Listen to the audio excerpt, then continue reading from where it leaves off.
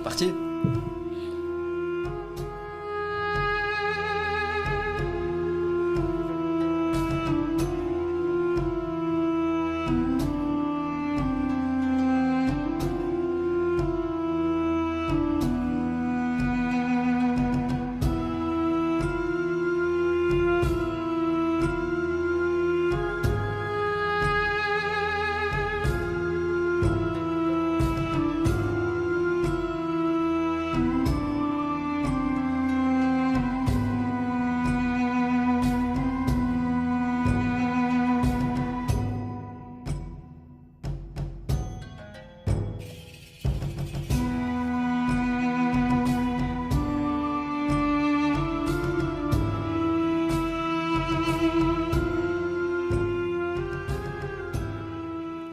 Hello, hello, hello, bonjour mesdames et messieurs, bienvenue sur mon émission Forme Nilotique, une émission de 2 heures où nous parlons de sujets divers et variés, d'actualité, avec des buzz, avec 2 invités toujours qui partagent aussi avec moi mes thèmes, mes chroniques et les polémiques du moment.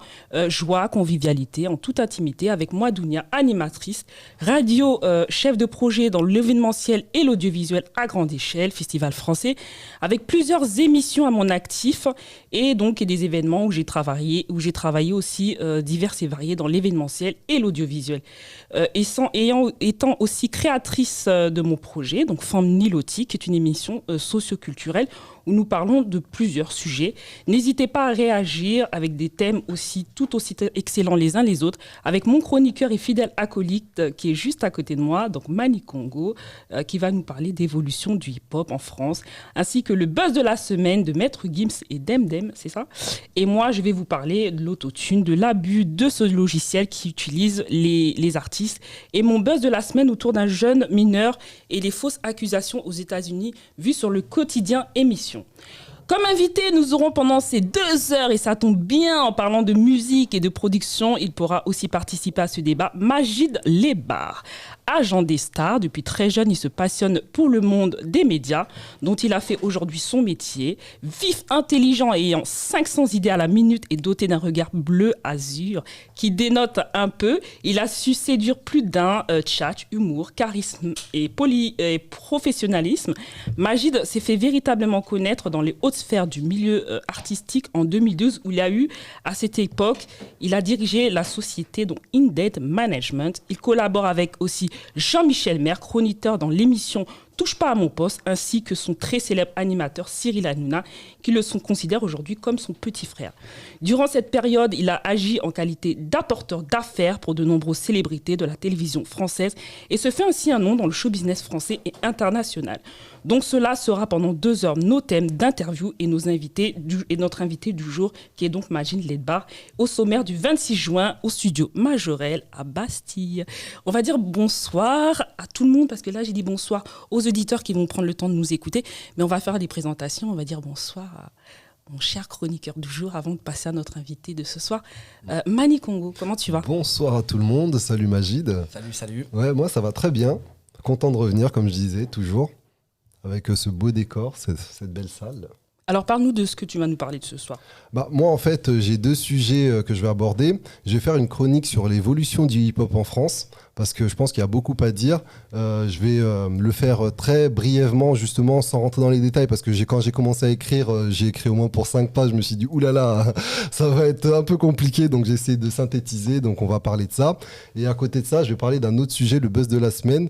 Demdem, la femme de Maître Gims, sur les réseaux sociaux, a posté une vidéo où justement elle disait qu'elle comprenait pas les mouvements Black Lives Matter et Noir et Fier. Et du coup, je vais tenter de lui expliquer... selon moi, avec mes idées, pourquoi. J'espère qu'elle va pas nous porter plainte. Hein. Mais non, après ça n'engage que moi, c'est mon avis. Voilà, c'est ton avis. Voilà. Eh ben, on va dire c'est ton bonjour. avis, et ça touche aussi des millions de gens, Oui, partout c'est dans ça. le monde en plus. C'est pour ça qu'il faut faire attention aux avis propres. Comme elle a posé la question, elle a dit si quelqu'un peut m'expliquer, donc je me suis dit tiens, je vais lui expliquer. Bah oui, d'ailleurs en parlant de ça, je sais que je suis énormément suivie sur les réseaux sociaux avant de te dire bonjour Majid, et c'est vrai qu'il y a une grosse polémique sur mon réseau social par rapport à la semaine dernière quand j'ai reçu Yann Kosso. Donc, comme quoi, les auditeurs et les gens, ils écoutent. Donc, si ça se passe mal, ils attaquent. C'est normal, c'est les réseaux sociaux, c'est comme ça. On va dire bonsoir à Magid, Bonsoir, qui est déjà chaud Toujours, ce soir. Comment tu vas? Bah ma foi, ça va très bien. Voilà. Impeccable. Et toi, tu vas bien? Ça va très bien. Tranquille, le retour à la vie normale, entre guillemets, pour l'instant, si je peux me permettre.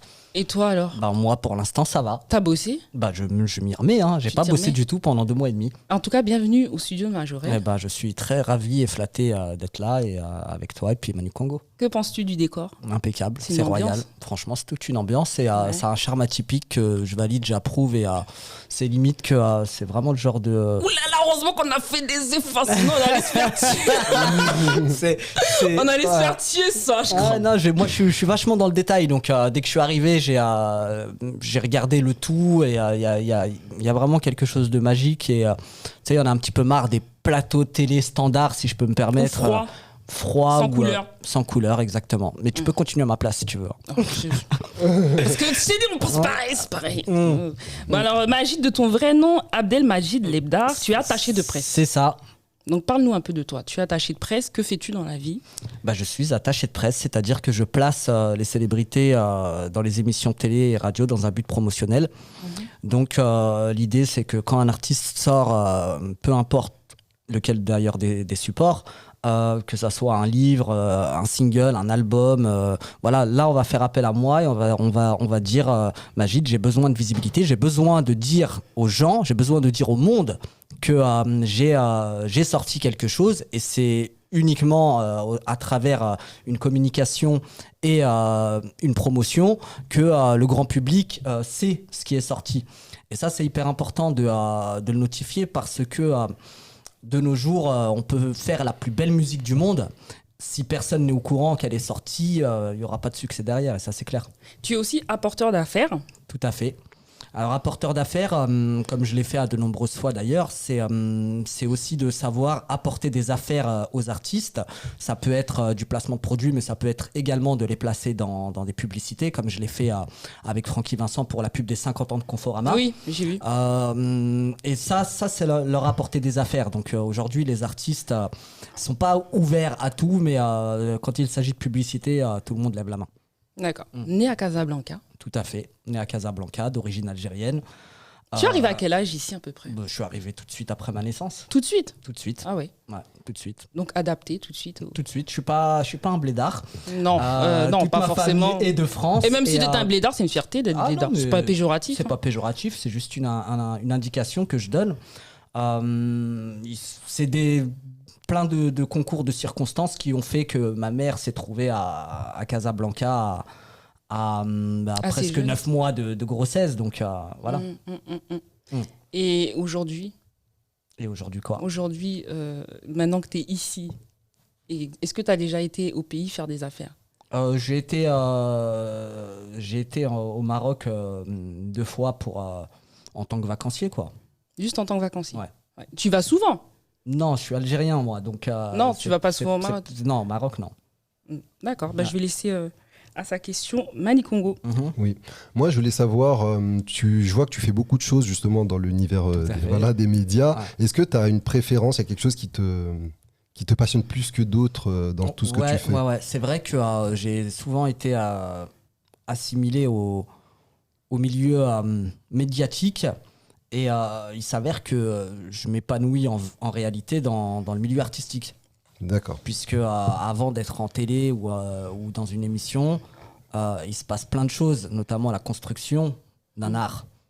Réserver les studios, emmener les artistes en studio pour qu'ils enregistrent, leur donner des idées, etc. etc. Et ça, c'est peut-être ce qui me passionne le plus. Pareil pour les tournages de clips. Je fais de la prod exécutif aussi, c'est-à-dire que je mets en place moi-même les tournages des clips. Donc c'est assez intéressant d'être sur le terrain. Parce que voilà, le milieu artistique, médiatique, le milieu des célébrités, etc. C'est, j'ai envie de dire que, d'ailleurs je l'ai déjà dit même, mais c'est un peu comme l'iceberg. La partie succès, c'est le haut de l'iceberg. Pourquoi avoir choisi ce domaine-là? Qu'est-ce qui t'a plu? Comment t'es venu à te dire j'ai envie de moi d'être agent? Quand est-ce que ça t'a pris? À quel âge? Très jeune. Ouais. Très jeune, ça m'a pris très jeune. Je suis intéressé par le monde des médias depuis le collège. À l'époque, je demandais aux filles au collège qu'elles me prêtent leur magazine public. Parce qu'à l'époque, il n'y avait pas Closer, il n'y avait que Public. Ah ouais. Et pendant que tous mes potes, ils regardaient des mangas, Dragon Ball Z, tout ça, j'étais vraiment dans cet aspect vraiment l'aspect médiatique. Hein. C'était pas les célébrités, mais c'était tout ce qu'il y avait autour qui me parlait. Et puis, au fur et à mesure du temps, c'est quelque chose, voilà, quand j'étais plus jeune, je disais que je voulais être agent de star. Moi qui ai grandi à Fontenay-sous-Bois dans le 9-4, dans une des cités les plus chaudes du coin, c'était un peu ne rêve pas trop. Ah oui. Voilà, c'est un peu ça, on part un peu de loin et j'ai envie de dire que on est toujours satisfait de ce que l'on fait. Et d'ailleurs, je suis issu d'une génération où il y a beaucoup de mes amis qui ont réussi dans quelque chose, qui sont devenus chefs d'entreprise, etc. T'avais des propos négatifs, de la méchanceté gratuite. Est-ce que non, les gens pas de la méchanceté gratuite, t'ont découragé? Non, personne m'a découragé. C'est même pas de la méchanceté gratuite. Il y a personne qui a voulu être méchant. Mais je pense que avec du recul, je me dis qu'ils étaient peut-être réalistes. Il y a une différence entre être réaliste terre à terre et s'autoriser à croire en ses rêves et tout faire en sorte pour que si. Non, je vais te dire pourquoi je suis d'accord avec toi. Non, je vais te dire pourquoi je suis d'accord, en même temps je suis pas d'accord avec toi, mais en même temps je suis d'accord avec toi. Tu vois, parce que moi, regarde, à la base, je vais te parler de moi par exemple, à la base. On me disait tu pourras jamais être infirmière. Parce qu'à la base, je voulais être infirmière en neuropsychiatrie.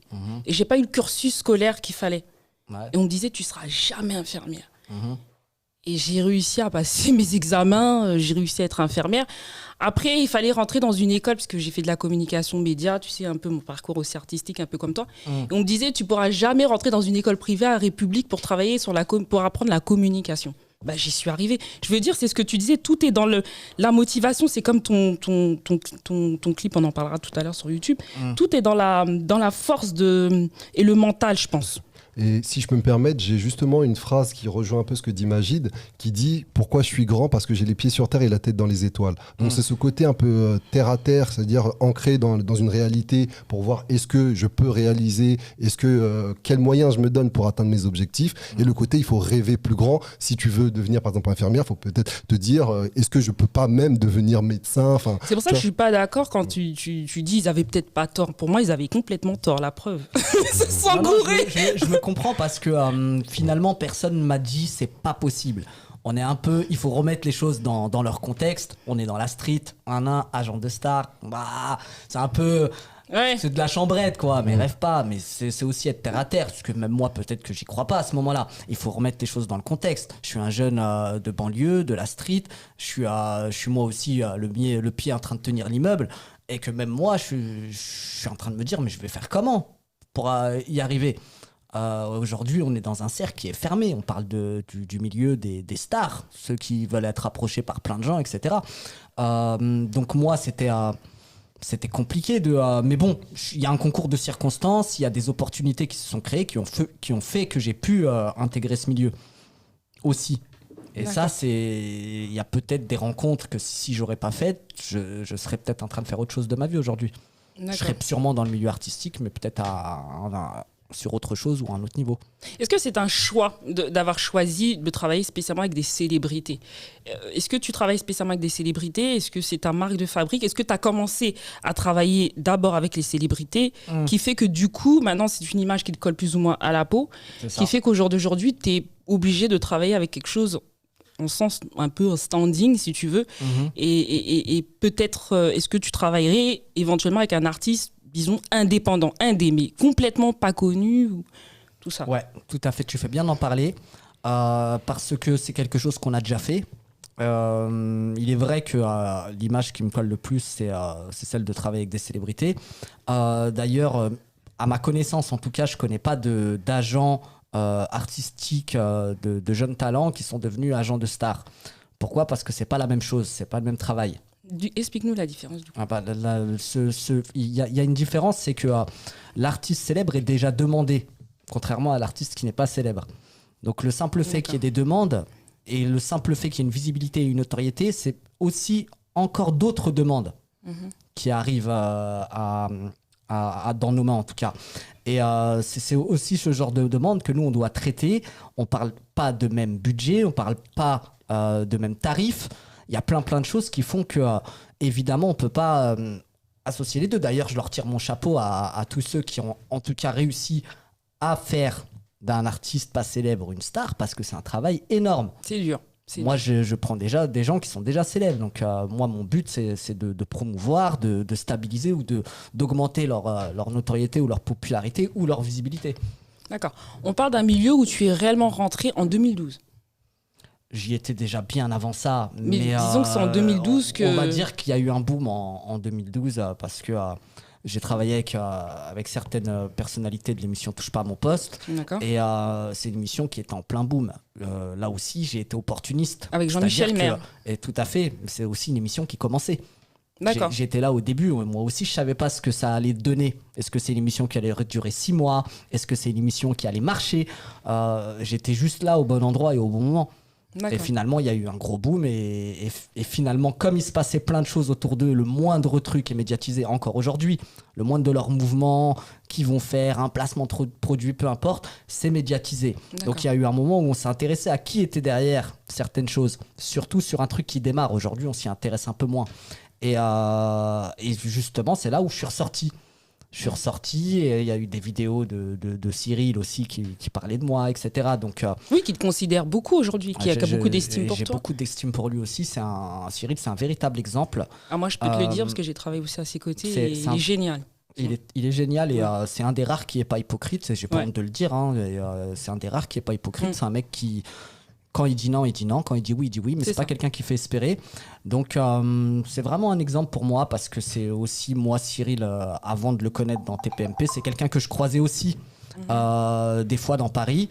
Et c'était plus Cyril Hanouna de avant. Oui. Je sais pas si tu vois ce que je veux dire. Je vois ce que tu veux dire. C'était Hanouna, celui qui monte ses fesses, machin. Donc, c'est un mec qui s'est battu et aujourd'hui il a fait des grandes choses. On est à sa 11e année je crois ou sa 10e année de TPMP, donc c'est presque du jamais vu. On arrive à un niveau d'émission là qui monte bien. Mais est-ce qu'en tant qu'agent on le ressent pas ça, quelqu'un qui a du potentiel, quelqu'un qui pourrait évoluer, même si ça c'est qu'à maturité, je veux dire ça commence, mais est-ce qu'on le ressent pas ça? On se dit à lui ça, ce projet. Il y a des gens qui savent très bien faire ça.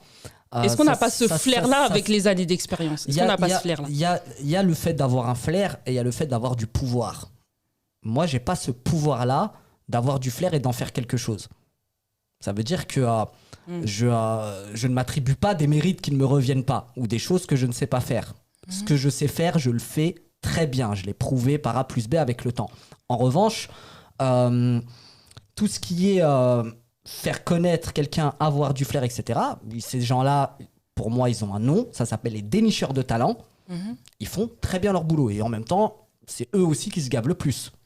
Pourquoi ? Parce qu'ils ont prouvé au fur et à mesure du temps. Donc, dès qu'ils arrivent en maison de disque, on dit telle personne arrive de tel producteur, dénicheur de talent, il passe en haut de la pile.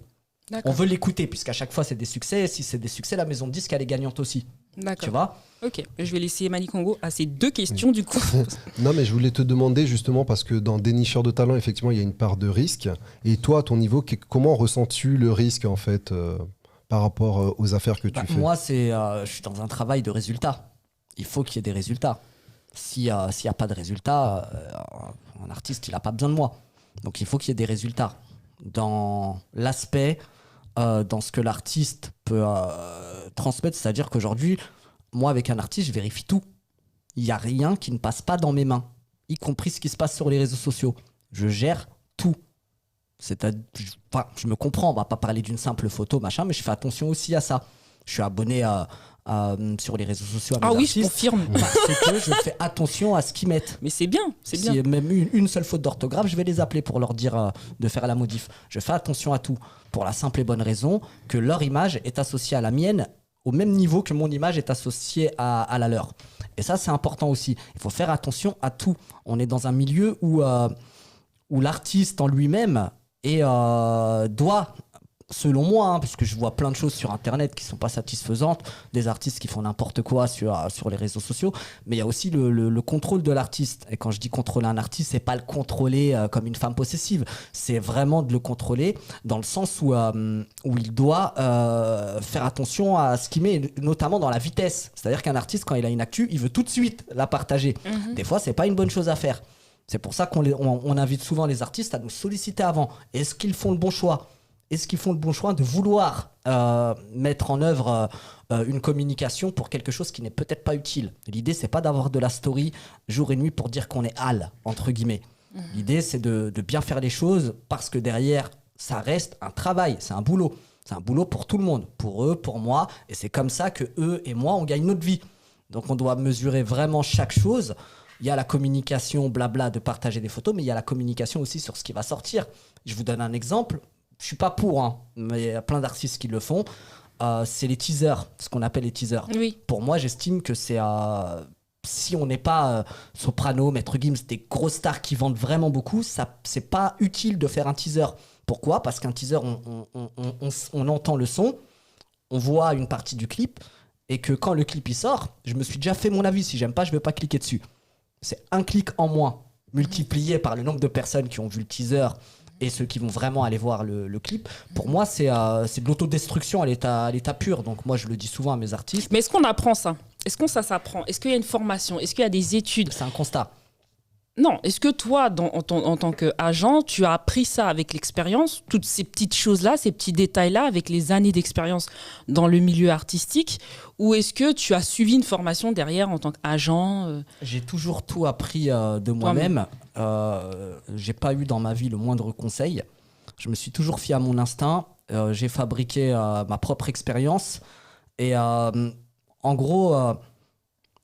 j'ai ni études, ni rien, moi, à ce niveau-là. J'ai tout appris par moi-même. Je me suis cassé la gueule plein de fois. Mais c'est en me cassant la gueule que je me suis dit, ça marche pas.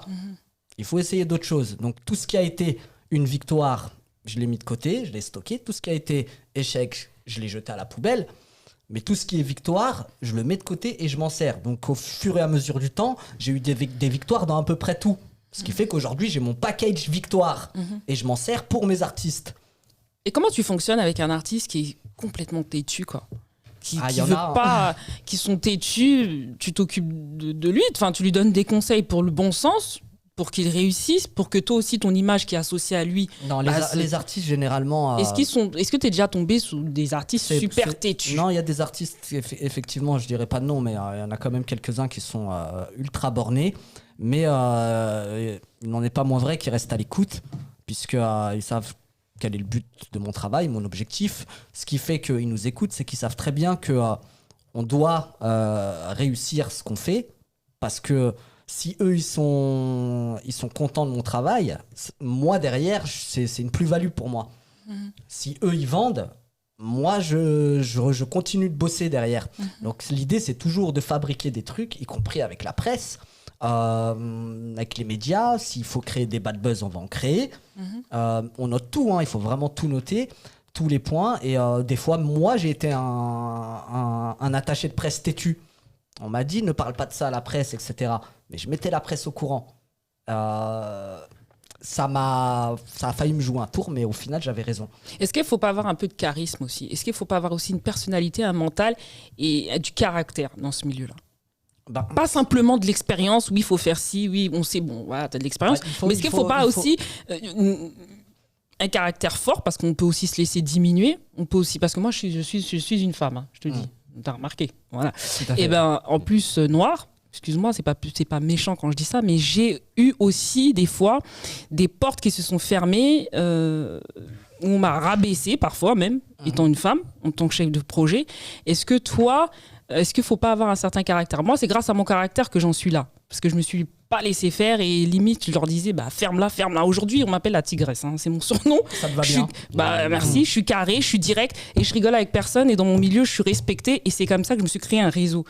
Est-ce que toi, dans ce milieu-là, en dehors de... Oui, parce que là, on parle des choses qui sont très techniques, mais parlons des choses qui sont un peu plus internes. Est-ce qu'il ne faut pas autre chose derrière ça, derrière l'agent ? Moi, je suis quelqu'un je me contente de faire bien mon travail. C'est-à-dire que après le charisme ou la crédibilité, le caractère va peut-être se former autour de ça. Mais moi, je suis là pour faire mon travail. Si l'artiste il est d'accord, tant mieux. S'il n'est pas d'accord, je travaille pas avec. De toute façon, ils ont un contrat.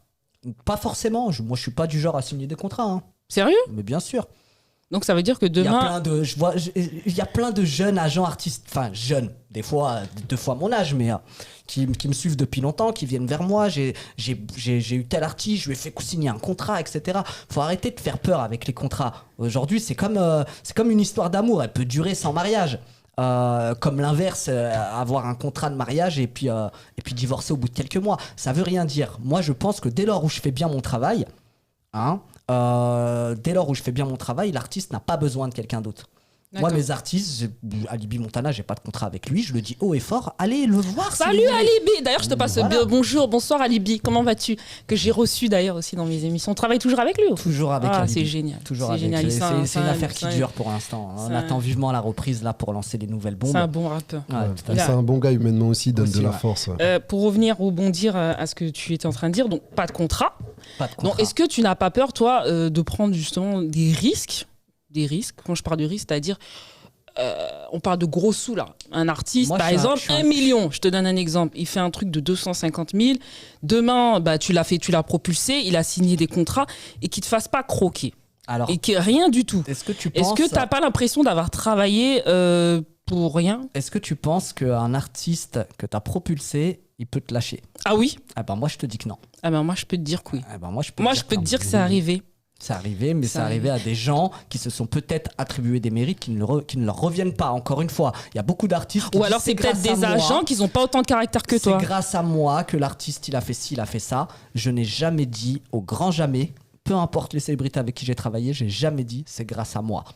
C'est pas grâce à moi. Moi, je suis un prestataire de service. Moi, je facture mes prestations. Je suis pas à 10% comme certains qui attendent. Moi, tout ce que je fais, on me paye. Donc, dès lors où on me paye, ils ne me doivent plus rien. Donc, c'est pas grâce à moi. Oui, tu veux dire que c'est comme des clients. Tu veux dire que c'est comme... C'est une clientèle, mais une clientèle avec une prestation. Exactement. Mais une facture. Il y a plein d'artistes qui viennent vers moi des fois pour la promo d'un single, ça dure 2 semaines, 3 semaines, et puis hop, je les revois plus, mais quand ils ont besoin de moi, ils reviennent. Ok. C'est comme ça que ça fonctionne. Après, non, j'ai pas peur de... pour moi, un artiste, plus il va faire d'argent grâce à moi, et plus il va pas me lâcher, ce qui est logique. Après, il y a beaucoup d'agents, beaucoup d'attachés de presse, beaucoup de producteurs. Voilà, on les connaît un peu, alors ils vont dire ouais, c'est grâce à moi que... Et maintenant qu'il a fait des sous, personnellement, j'y crois pas. Pour moi, un artiste ne te lâche pas si tu lui rapportes de l'argent. Ah, t'as aussi des ingrats, c'est comme dans l'amitié, c'est partout, c'est comme tout. Moi, je dis que c'est parce que toi, tu sais comment gérer tes artistes. Mais il y a des agents qui... C'est pas pareil, imagine. Toi, t'as une façon... Je suis un électron libre. Hein. Toi, t'as une façon peut-être de travailler, voilà... On sait que tu es relativement proche de tes artistes. Moi, je l'ai vu. T'es comme une nourrice. Tu les surveilles, tu vérifies. Tu es là derrière eux, tu les encourages, tu partages sur les réseaux, tu leur fais de la pub. Tu es toujours là. Donc, forcément, l'artiste qui va travailler avec toi, il va vouloir... Ah non, moi, je le lâche pas, mon Magid, avec eux, tu vois. Mais c'est pas tous les agents qui sont comme toi. Moi, on est d'accord. Je le dis que c'est hyper important d'avoir de la complicité avec son artiste. Moi, mes artistes, c'est eux que j'ai le plus au téléphone. Ah oui. Dans la journée. Des fois, on s'appelle, il est 1h du matin. Oui, je parce qu'il y a un détail à gérer. Parce qu'il y a, ce que c'est. On est tout le temps synchro. Il n'y a personne qui dérange personne. On s'appelle, on gère ce qu'il y a à gérer, on fait le travail. Et, limite, le travail passe avant la vie privée. Exactement. Mais les résultats, c'est tout ce qui compte dans notre milieu. T'es un peu comme moi. Parce que moi, le travail passera toujours avant le... On est trop pareil, toi et moi. Et moi, le travail passe avant tout. C'est un continu. Parce que je me fixe des objectifs tellement hauts. Tu vois ce que je veux dire? Que je me dis, il faut que j'essaye, quoi. C'est pas 45 ans, 50 ans, je me dis, je voulais être ça quand j'étais plus jeune, je l'ai fait. Non, je me fixe des objectifs très, très hauts. Est-ce que toi, aujourd'hui, dans la coproduction, tu te fixes encore plus haut, tu te vois... Je l'ai fait pendant longtemps Tu te fixes un peu plus haut. En fait, j'ai atteint tous mes objectifs principaux. Principal, ES ou principaux? Mes Principaux. objectifs. Ouais, bon.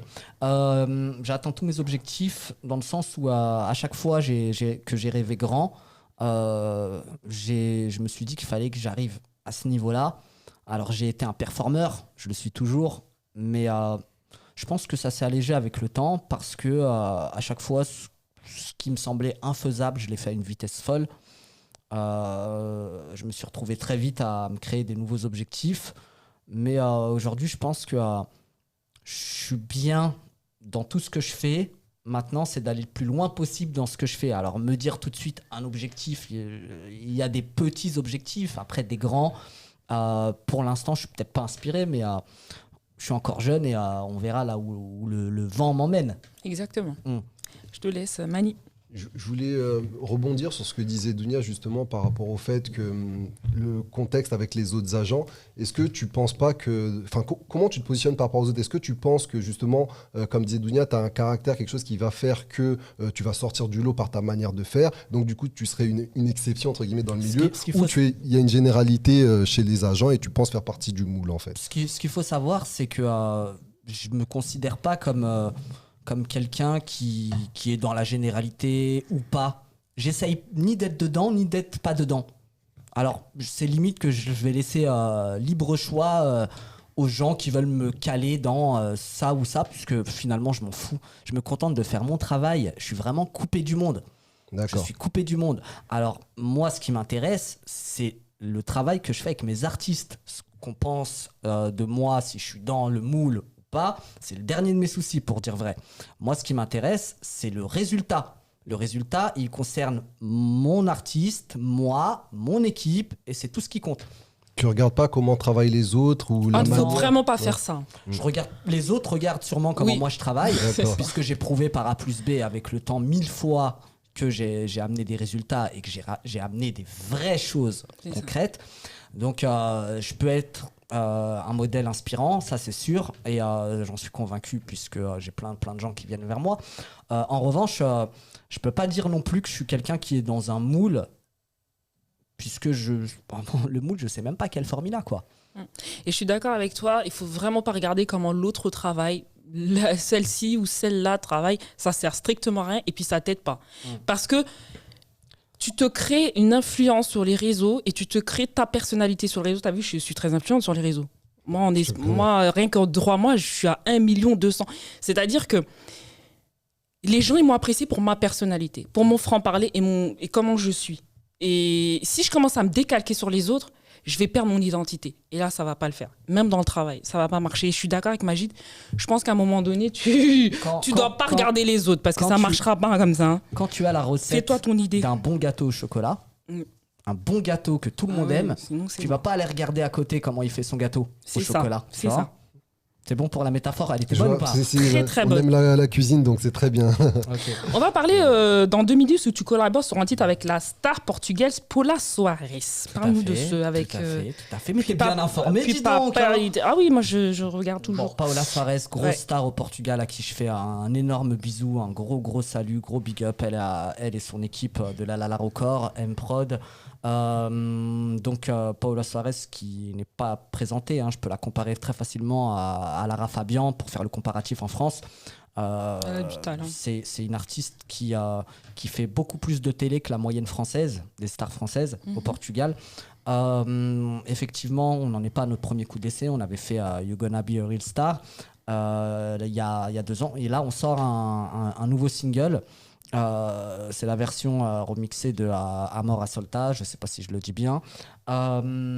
Aujourd'hui, c'est un titre qui est très doux, qui est dans la douceur. Alors, on a validé le remix pas plus tard qu'hier. C'est bien. Là, on va se mettre sûrement la semaine prochaine dans les préparatifs du clip. Donc, là aussi, je suis coproducteur du titre. C'est génial.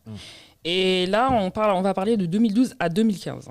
Où là, tu places Jean-Michel Maire en tant que guest sur le clip de l'événement, puis tu le fais signer avec la société Ego Tabaco pour une publicité osée qui a fait le tour des médias. Parle-nous de cette petite expérience. Tout à fait.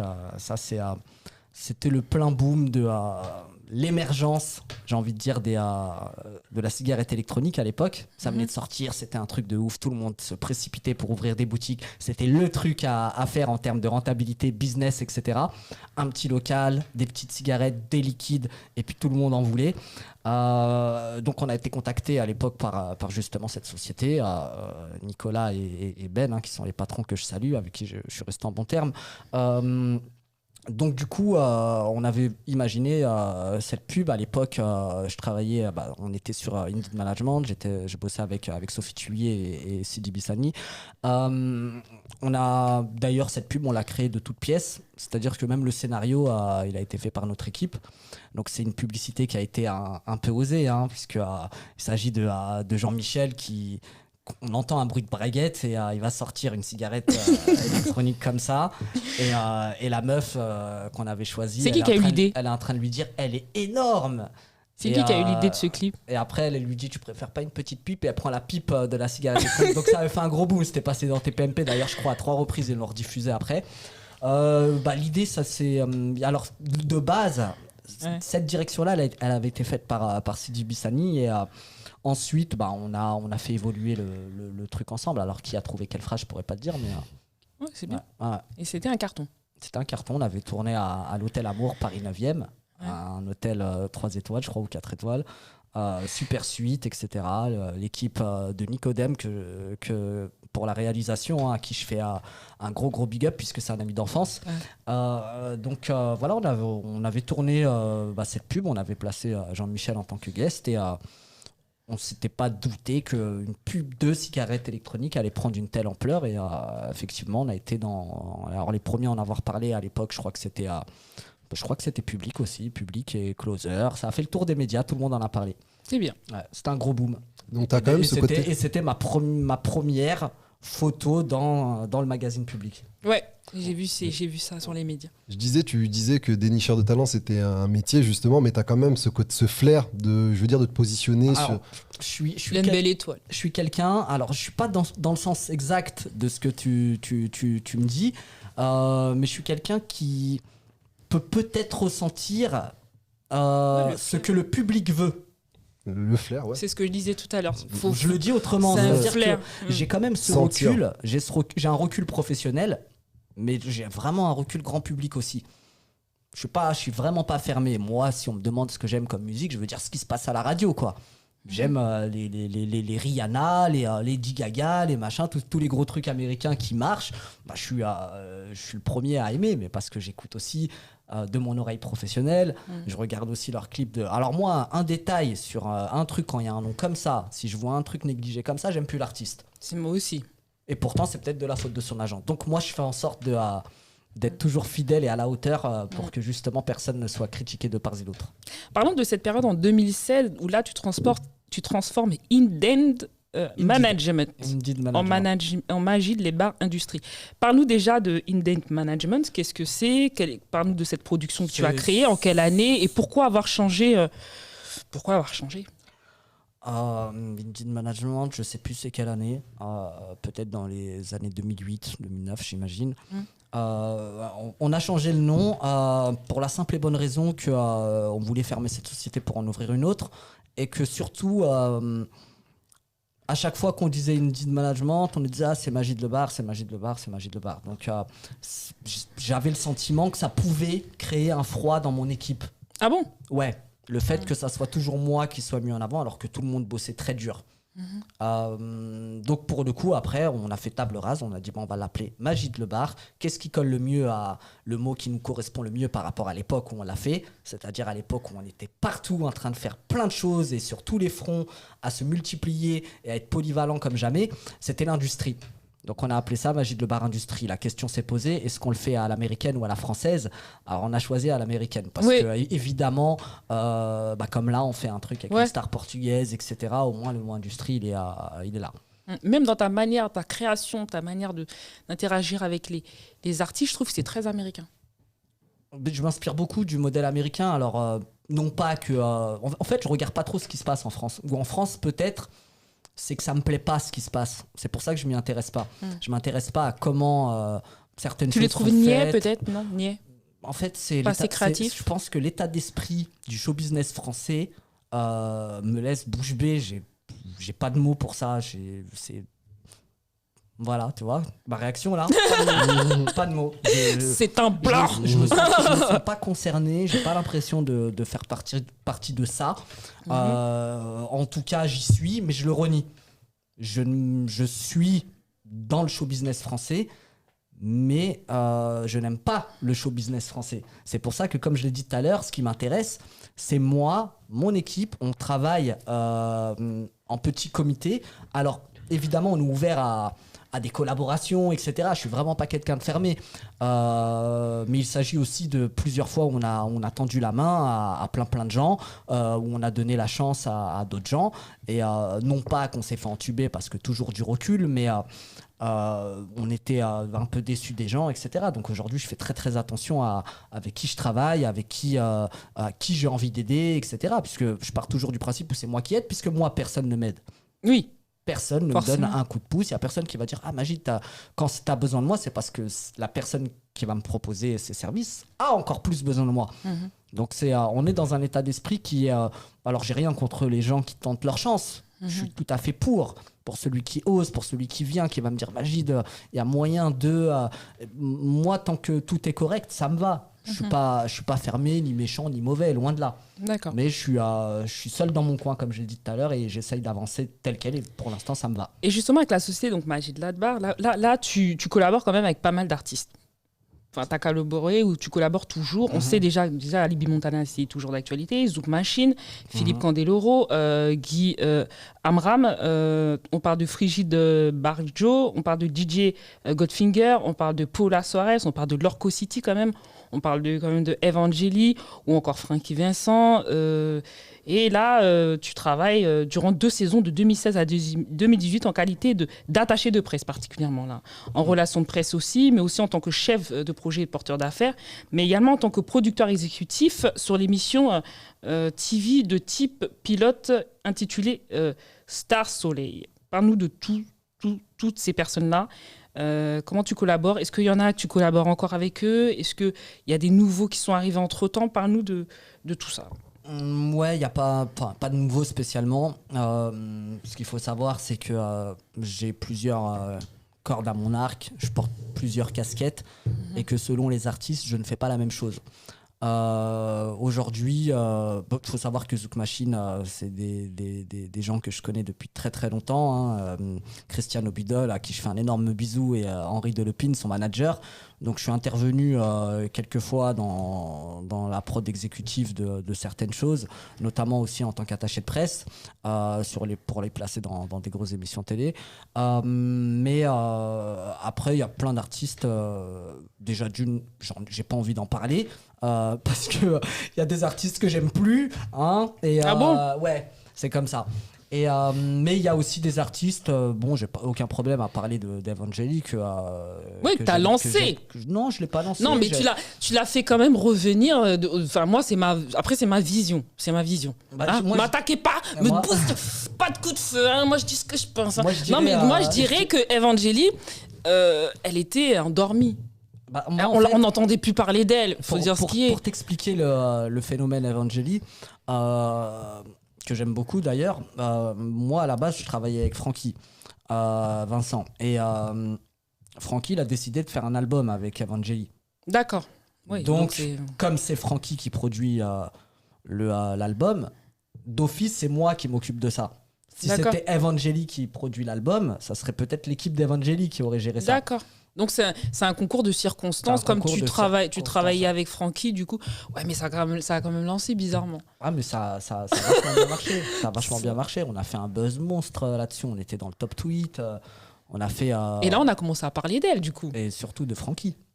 Francky, pour moi, Francky, il n'était pas totalement endormi pour moi. C'était quelqu'un qui, pour moi, il sera toujours connu, Francky. Evangeli aussi, elle sera toujours connue. Ah non, c'est pas pareil. Après, c'est pas pareil. Il y a Francky. Faut noter quand même que Francky a des titres. Oui, mémorables. Qu'on peut entendre dans les mariages, etc. Exactement. C'est vrai qu'Evangeli, avant de partir, c'était son plus gros succès. c'est pas un titre qu'on va entendre dans les soirées, Ah. c'est plutôt un titre qui s'écoute à la maison. Tu vois ce que je veux dire? Après, je sais qu'Evangélie, elle est sur plein de projets. Et Elle a du talent. je lui souhaite tout le meilleur du monde parce elle est magnifique déjà de sa personne, de sa personnalité, et elle a aussi un talent fou. Donc, j'espère qu'elle va avoir le petit titre qui va faire la différence dans les semaines, les mois ou les années à venir. Bah, qu'elle passe chez toi. Ah. En tant qu'agent. Qu'elle reste avec toi, alors là, elle est sûre de percer. Ah bah j'aimerais bien. Ah bah, J'aimerais c'est bien. ça, c'est sûr. J'aimerais Comment bien. tu Si elle a besoin travailles. de moi, en tout cas, je suis là, comme Voilà. d'habitude. Je te laisse à ta question. Mali Congo. Voilà. Tu parlais d'une certaine manière d'un certain mal-être dans le milieu dans lequel tu évolues. C'est ce que tu as décelé? C'est ce que j'ai décelé. D'accord. Peut-être à tort, mais c'est ce que j'ai décelé. Et du coup, est-ce que tu ne te vois pas justement quitter ce milieu-là, français peut-être, pour aller t'épanouir ailleurs? Moi, je vais là où la vie me mène. Après, non, c'est pas un mal-être. Je me sens bien, j'ai une vie superbe, je suis content de tout ce que je fais. Donc non, c'est pas un mal-être, je vais pas dire que c'est pas moi qui est pas à ma place, ni que c'est les autres qui ne sont pas à leur place. C'est-à-dire que je valide pas le comportement, la mentalité du showbiz français. Mais comme je l'ai dit tout à l'heure, je me sens concerné par le showbiz comme toute personne qui peut être à ma place. Seulement, le showbiz, moi, c'est pas les strates et les paillettes, à faire des soirées privées de je ne sais quoi et à snapper toute la journée et que je suis un mec OP, c'est loin d'être mon cas. Je suis pas du tout comme ça. Plus j'avance vers le temps et plus je me coupe un peu du monde. Je fais mes trucs de mon côté. Et j'ai l'impression que finalement, c'est ça qui me correspond le mieux. Si j'ai envie de partir dans des soirées et de faire montrer que je suis un mec je vais le faire. Et après, et le résultat dans mon travail ne changera pas. Ce qui veut dire que finalement, c'est juste une histoire de m'as-tu vu. Le m'as-tu vu, ça m'intéresse plus. Pour le moment, peut-être que ça va repartir, de me dire il faut que je me montre, que je suis un mec, c'est bon, j'ai prouvé. Celui qui veut pas comprendre et pas qui ne comprenne pas. Moi, ce qui m'intéresse, c'est justement de rester à ma place. C'est un mot qui est important. Tout le monde doit rester à sa place pour évoluer. Après le m'as-tu vu, on peut avoir du m'as-tu vu, ça c'est dans le show business. N'importe qui peut aller dans une super soirée, être avec des jolies poules, etc. Et puis on prend des selfies, puis on prend des photos et on claque de l'oseille. Et tout le monde est en train de dire waouh, t'as une vie super, etc. Ça ne veut pas dire que cette vie elle est vraie aujourd'hui. C'est vrai. Avec les réseaux sociaux, on fabrique. C'est Moi, pas forcément. Aujourd'hui, voilà, même sur mes réseaux sociaux, je m'en sers pas plus que ça, si ce n'est pour faire de la pub. Pour mes trucs à moi. Alors quand on est dans des télés, des radios, on prend des photos, on en met une de temps, pour ma part, une de temps en temps. Après, les artistes, ils vont faire de la com un peu plus, ce qui est normal. Parlons de ta collaboration justement en avril 2018 avec Lorco City. Là, tu travailles à l'occasion du nouveau single Suppose in Me. Comment vous êtes rencontrés, toi et Lorco? Alors, c'est un producteur que je connais, dont je ne dirai pas le nom. Parce que j'ai pas envie. On te demandera Je suis pas. dur, hein. Bah, Je suis dur, écoute. mais quand il y a des soucis, je vois pas pourquoi je ferais déjà de la mauvaise publicité pour ce monsieur, puisque l'idée c'est de ne pas. Oui, tant que ça. Voilà, tant que je dis pas de nom, moi ça me va. C'est pas de. Je calcule très bien ce que je dis, donc il n'y a pas de problème. Après, bon, ce producteur-là m'a demandé qui n'est pas le producteur de Lorco City, je précise, qui est le producteur du titre. D'accord, du titre, oui. Du titre Supposé. Oui, c'est différent. Voilà, c'est On pas peut le producteur de Lorco City, parce que faut bien séparer les choses, parce que sinon je vais recevoir demain le coup de téléphone du producteur de Lorco City, il va me dire pourquoi tu parles de moi, je te connais pas. Ouais, Voilà. je vois ce que tu veux dire. On sait jamais. En tout cas, non, là c'est le producteur du titre Suppose in Me qui est venu vers moi et qui m'a demandé très gentiment de m'occuper de la promo du titre de Lorco. Donc ce que j'ai fait comme d'habitude en donnant le maximum. Et puis voilà, on a fait le tour de quelques médias. Ça s'est plutôt bien passé dans l'ensemble. Je suis resté en contact d'ailleurs avec Lorco, à qui je fais d'ailleurs un gros big up aussi. Donc voilà, après ce producteur-là, c'est pour ça des fois il y a toujours ces histoires de personnes qui pensent gagner sur certaines choses. Et moi je laisse personne gagner quand ça va me faire... quand on n'a pas été correct. Donc aujourd'hui, ce producteur, je sais pas ce qu'il est devenu, mais en tout cas pas grand-chose. Comment tu sais? Parce que je sais, c'est comme ça. Et tu vas pas me faire cracher le morceau sur des trucs comme ça. Mais je suis toujours, finalement, le contact Lordco, je l'ai en direct. C'est bien. Voilà. Si lui, il a besoin de moi, il passe plus par personne. Et si moi, j'ai besoin de lui, c'est pareil. Parlons, Majid, en 2018, tu innoves aussi, on dit, tu ouvres des portes avec une agence, avec des jeunes talents. Tout à fait. Proposant des services de presse, des petits moyens, des médias, des conseils. D'ailleurs, on va écouter tout à l'heure Challenger, là, c'est un nouveau concept bébé que tu as créé. Et là, c'est des studios à répétition d'enregistrement afin de faire bénéficier aussi à ces nouvelles recrues, ce qu'il y a de meilleur, en moindre coût. Pari réussi avec l'artiste Kevin Bourget. Ah, c'est Bourget, excuse-moi. Là aussi, tu l'as plus ou moins propulsé. Mais il a été élu meilleure révélation de l'année 2018 avec l'entrée de son single Un Instant, un playlist dans plus de 70 radios françaises quand même. Ça veut dire que là, tu as voulu donner une petite chance, tu as ouvert ton truc, paf, premier artiste, on y va. Boum. Il cartonne. Ça cartonne. Tu vas me dire que tu n'as pas de flair. Moi, tu vas me dire que tu n'es pas un dénicheur de talent. Dans l'idée, tu vas me dire, mais un agent, c'est un peu tout ça aussi. Ça, pour moi, c'est le public. Moi, je peux pas être agent de quelqu'un qui, je sais qu'il n'y a pas de potentiel. C'est le public qui décide. Ouais, mais je peux pas être agent, je sais qu'il n'y a Après, rien derrière. Quand on bosse avec les jeunes talents... Ou qui veut pas bosser, le mec, il veut pas bosser. Tu vois, t'as des artistes aussi qui veulent pas travailler. Mais c'est ce que j'explique, et ça c'est très important, je l'ai souvent expliqué, je le dis, je le redis, je le redirai jamais assez, mais être un artiste ou être une star, ça implique pas qu'avoir du talent.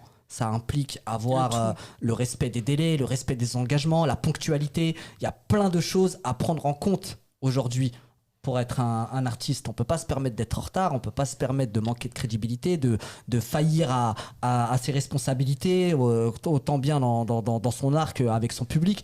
Donc voilà, pour moi, un artiste, il faut... Voilà, si déjà il y a toutes ces petites failles-là qui manquent, on est d'accord que tu ne pourras pas travailler avec lui. Parce que c'est aussi ton image, c'est ta société. Les jeunes talents, effectivement, c'est très très bien que tu le dises. Et les jeunes talents, ce qui se passe, c'est que... moi pour ma part on le refait, pour l'instant on n'en a pas eu, mais bon, on sort du confinement et on a plein de choses à faire, mais ce qu'il faut savoir, c'est qu'aujourd'hui on refait de la prod avec les jeunes talents. On réouvre nos portes. Alors je dis pas qu'on va avoir un succès comme avec Kevin Bourget, d'ailleurs c'est pas spécialement l'objectif, puisque Kevin Bourget a été porté par le public et non par moi. Mais c'est vrai que je fais attention aussi, parce qu'il y a toujours cette histoire de nom. Tu te jettes jamais de mérite?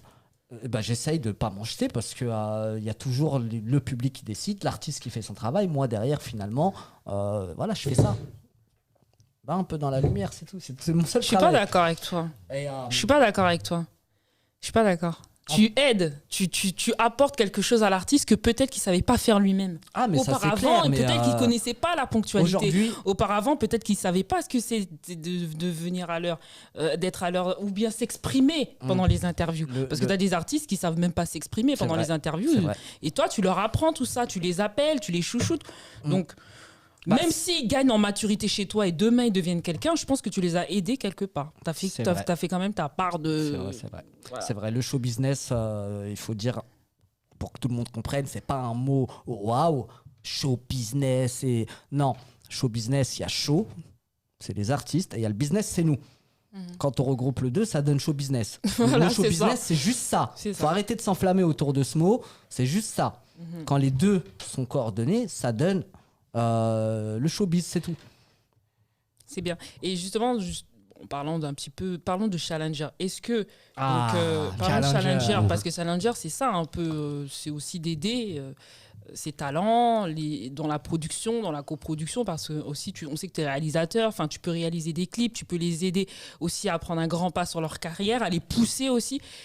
On va parler de tout ça. Comment t'es venu sur cette idée, et surtout on sait qu'en termes de tarifs, tu es plutôt abordable. Je veux dire, t'es pas plus cher que la moyenne. Là, on n'est plus dans du... Si, on est toujours dans du haut standing, mais on n'est plus dans l'agent des stars, on est plutôt dans la production, on est plutôt dans le producteur. Là. On se met toujours au niveau de ceux avec qui on travaille.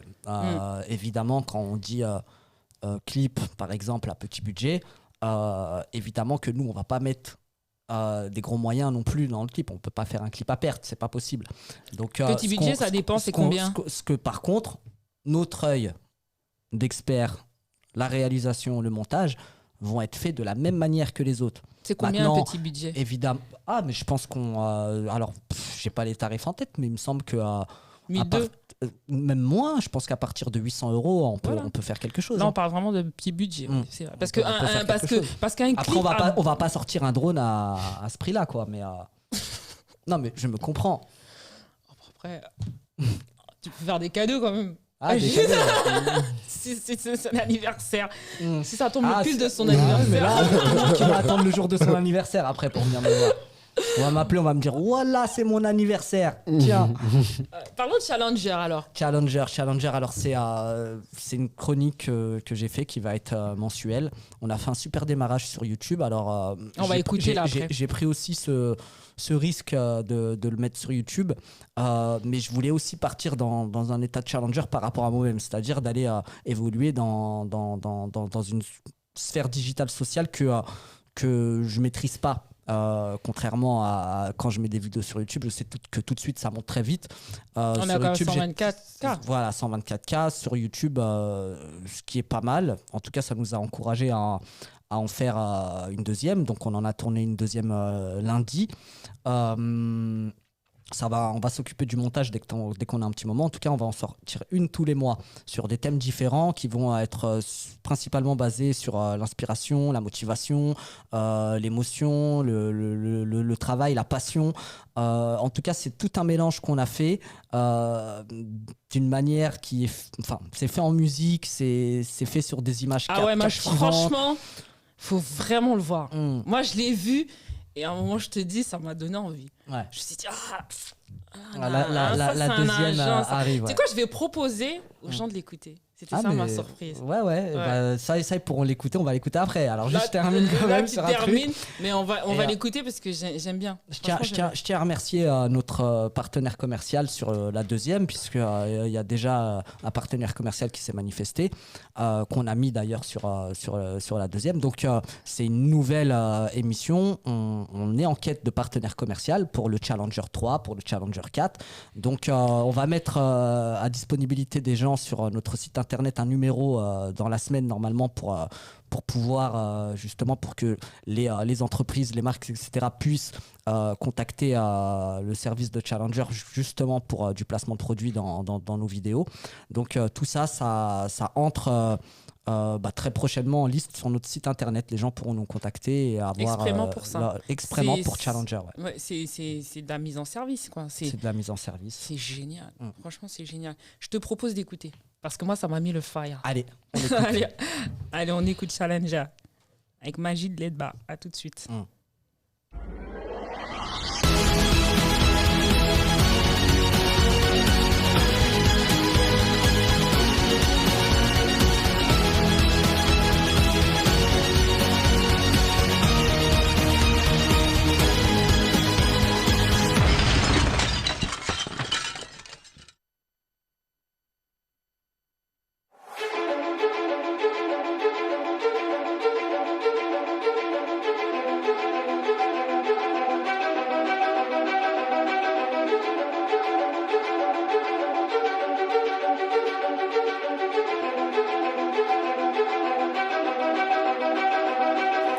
Je peux comprendre que parfois vous n'y croyez plus, je peux. Imaginez à quel point vous pouvez être agacé, à quel point vous pouvez en avoir marre et à quel point vous avez besoin de redonner du sens à votre carrière. Et je dis bien, redonner. Rappelez-vous à vos débuts, avec aucune expérience et très peu de talent, rappelez-vous comme vous étiez incontrôlable. Personne ne pouvait vous arrêter. Rappelez-vous cette flamme qui vous animait, rappelez-vous de cette lueur dans vos yeux, cette magnifique lueur de détermination qui s'est éteinte progressivement avec le temps. Puis vous lâchez prise dans votre quotidien, mais au fond de vous, vous en rêvez encore. Reprenez-vous et réapprenez à croire en vous avec amour et détermination. Apprenez à vous débrouiller seul et à ne plus compter sur les autres. C'est un gain de temps. Mettez-y du cœur et de la persévérance parce que c'est votre carrière et que vous êtes la clé de votre propre réussite. Accrochez-vous, retrouvez la passion de vos débuts, la rage de vos débuts, l'enthousiasme de vos débuts. Ayez du cran, prenez votre élan, ouvrez la vanne, lâchez toute l'énergie que vous avez dans le ventre pour passer à l'action. Dans ce milieu où tout le monde veut réussir, dans ce milieu où tout le monde veut briller, dans ce milieu où tout le monde veut faire sa place, dans ce milieu où même les stars d'hier n'arrivent plus à revenir sur le devant de la scène et où les stars d'aujourd'hui ont peine à rester sur le podium. C'est un... Waouh, on va pas tout vous mettre, sinon vous allez pas regarder le clip. C'était très beau pour être vrai. Non, mais il faut regarder le clip parce que rien que comment tu as fait, franchement, je te félicite, Majid. Merci. Là, tu m'as donné envie, par exemple, moi, en tant que client, de venir travailler avec toi. Ouais. Ça m'a donné C'était envie. pas l'objectif de Challenger, mais, non, mais ça m'a pourquoi donné, pas. ça m'a donné envie parce que voilà, c'est ça le but, c'est de donner aussi envie aux autres. Je sais pas ce que t'en penses, toi. Bah, moi, je trouve ça très motivant. Je trouve qu'il y a une énergie. Ouais. Et j'ai envie de te poser une question par rapport à ça. C'est est-ce que tu n'es pas coach de vie par hasard? C'est ça que j'allais me demander. Il y a du vécu. Du haut de mes 37 ans, j'ai l'équivalent de 7 vies, je crois, dans tout ce que j'ai vécu. J'ai vécu énormément de choses. Et c'est pour ça que je me dirige vers un aspect d'une vie plus modeste. Je suis plus dans les choses simples maintenant, puisque autant les gens ont peut-être une vie simple et qui veulent connaître le grand luxe ou la notoriété, etc. Alors que moi, que ça soit les jets, les hélicos, les hôtels 5 étoiles sur la Côte d'Azur, etc., j'ai déjà tout vécu gratuitement. Donc c'est pas quelque chose en moi qui me fascine, y compris les stars, c'est pas quelque chose qui me fascine, c'est le travail que j'apporte qui me fascine. Je suis pas du genre à cligner d'un œil ou à bégayer si je vois quelqu'un, je m'en fous. Et la prochaine étape de Challenger, ce serait? Alors, la prochaine étape, La prochaine étape, donc Challenger le 1, on l'a intitulé Le Mental. La deuxième qu'on a enregistrée lundi dernier, c'est Et Confiance. Et la troisième qu'on va pas tarder à faire, c'est Lève-toi et bats-toi. Et sur combien de temps d'espace? Un mois, c'est tous les mois. C'est tous les mois? C'est tous les mois, parce qu'il y a une écriture qui est longue à faire, parce qu'il y a beaucoup de paroles, il y a la mise en scène, il y a les lieux de tournage à trouver, etc. Puis on fait pas que ça. D'accord. Donc on le répartit sur un mois, un petit peu par-ci le montage, un petit peu par-ci l'écriture, etc. Et puis il faut le tourner. C'est quelque chose qui nous prend peut-être 5 heures de tournage, quoi. Ah oui. Ah ouais.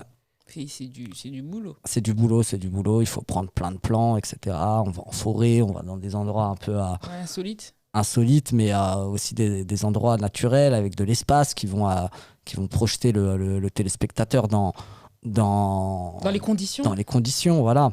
Ça n'aurait aucun intérêt de faire ça dans une Ferrari avec deux super blondes. Ouais, aucun. Bah oui. C'est pas inspirant, ça. C'est pas ça qui inspire.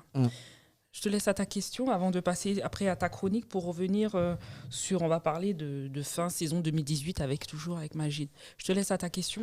Du coup, par rapport donc à tout ce que tu dis que tu as tout vécu, voilà, qu'est-ce qui te donne faim aujourd'hui?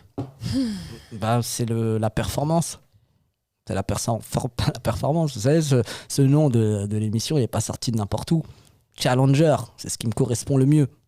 Aujourd'hui, j'ai malgré tout, Dounia connaît le milieu, et c'est des bâtons dans les roues tout le temps. Il se passe tout le temps quelque chose, mais il se passe plus souvent quelque chose pour une chute personnelle que pour nous aider à nous relever ou pour monter.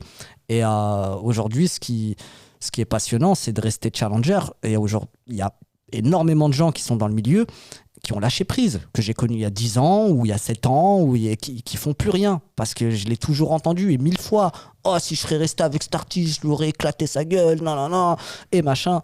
Mais oui, mais les artistes ne sont pas fautifs de tout, et personne n'est fautif de quoi que ce soit d'ailleurs. Il faut encore une fois savoir rester à sa place et faire ce pourquoi on est là. Je pense qu'aujourd'hui, dès lors où on est vraiment dans notre catégorie, on y reste et on se met des objectifs, et en tout cas comme unique objectif à avoir des résultats. Après, on peut avoir des résultats de 1001 manières. Je pense qu'à partir de ce moment-là, on peut prétendre avoir notre place dans ce milieu. Pas l'inverse. Aujourd'hui, il y a beaucoup de gens. Alors, j'ai des artistes que j'ai vus et avec qui j'ai collaboré, qui me disaient à l'époque, on m'a dit, on est venu me voir en me disant que t'es pote avec cet artiste et tout. J'ai dit non, je suis pas pote avec cet artiste. C'est mon artiste, c'est pas mon pote. Exactement comme ma fille, si on me dit est-ce que ta fille c'est ta pote? Non, c'est pas ma pote, c'est ma fille.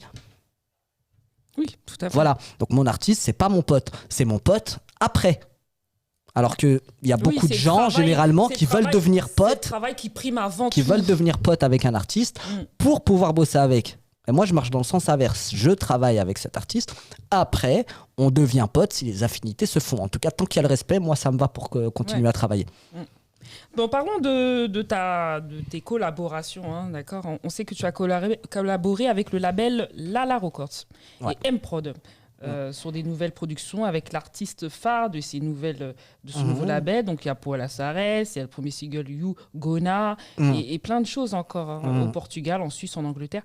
Parle-nous de ce label et qu'est-ce qui t'a apporté ce label en 2018. Est-ce que c'est quelque chose qui a été positif pour toi ? Tout a un aspect positif dès lors où on se donne les moyens d'y croire déjà d'une. Parce que aller sur un projet en se disant peut-être que j'ai une chance ou non, c'est pas comme ça que ça marche. Il faut croire en tous ces projets.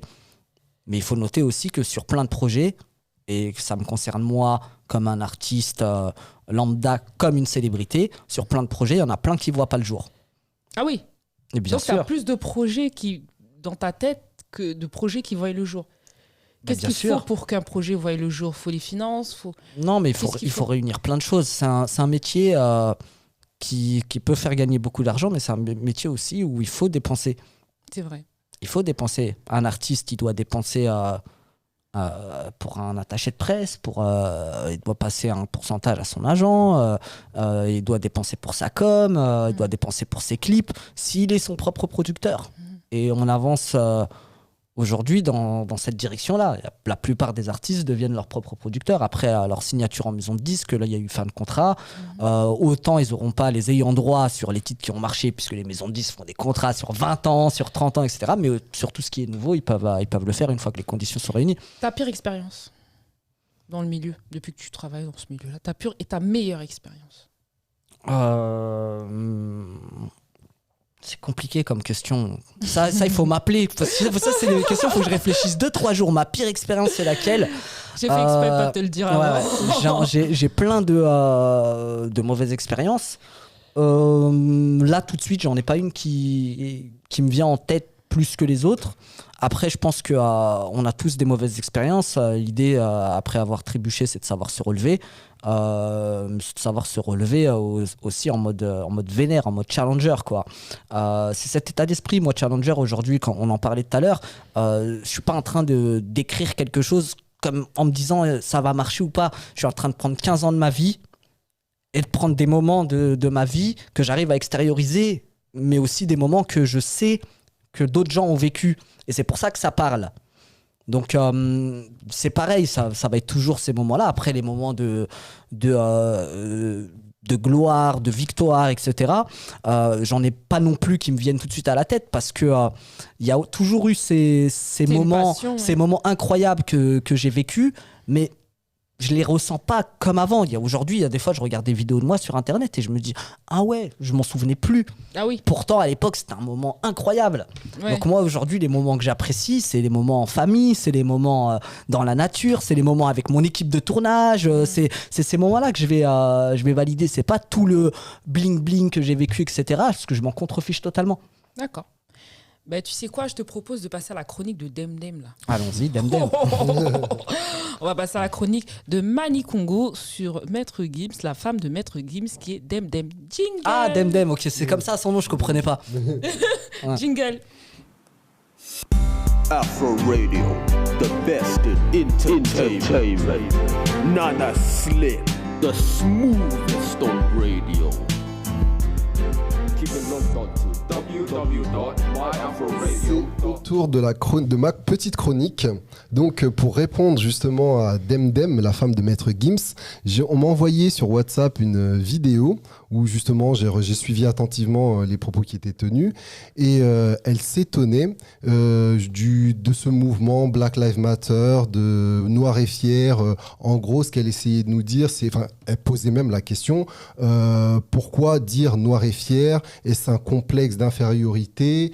Donc je vais tenter de lui répondre, et que ça va pas être facile, mais on va s'y atteler. Tu vas tellement vite que alors là, faut vraiment bien expliquer au public. Voilà. Donc tu as regardé une vidéo récemment de Demdem qui laissait sous-entendre qui laissait sous-entendre qui expliquait qu'elle ne comprenait pas pourquoi le mouvement Black Lives Matter. Donc c'est ce que je vais expliquer. Pourquoi, selon moi, c'est important justement de revendiquer le Black Lives Matter et le Noir est fier. Je vais commencer par le Noir est fier parce qu'il se trouve qu'il y a des valeurs universelles que je prône, qui est l'humanisme et qui met en fait chaque individu sur cette terre au même niveau.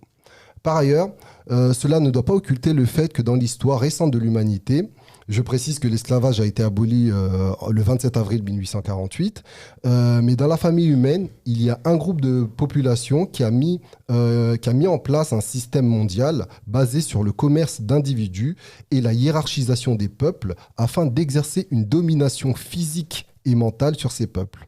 Donc, ce peuple noir qui a été déshumanisé à travers notamment cet ouvrage que l'on appelle le Code noir, qui explique entre autres que les noirs étaient l'équivalent d'une table ou d'une chaise.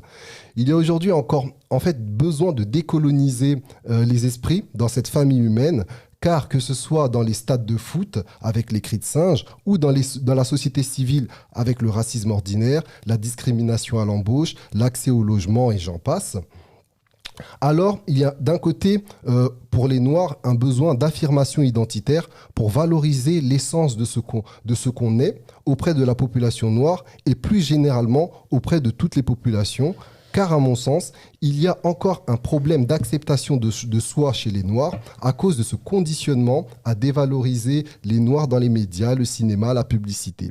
Donc Noir et fier vient effectivement d'un complexe d'infériorité qui a été mis justement dans la tête des Noirs et qui fait écho au Black Lives Matter, qui prouve que même si l'esclavage et la colonisation sont officiellement terminés, aujourd'hui encore, on peut subir des méfaits allant jusqu'à la mort du simple fait de sa couleur de peau.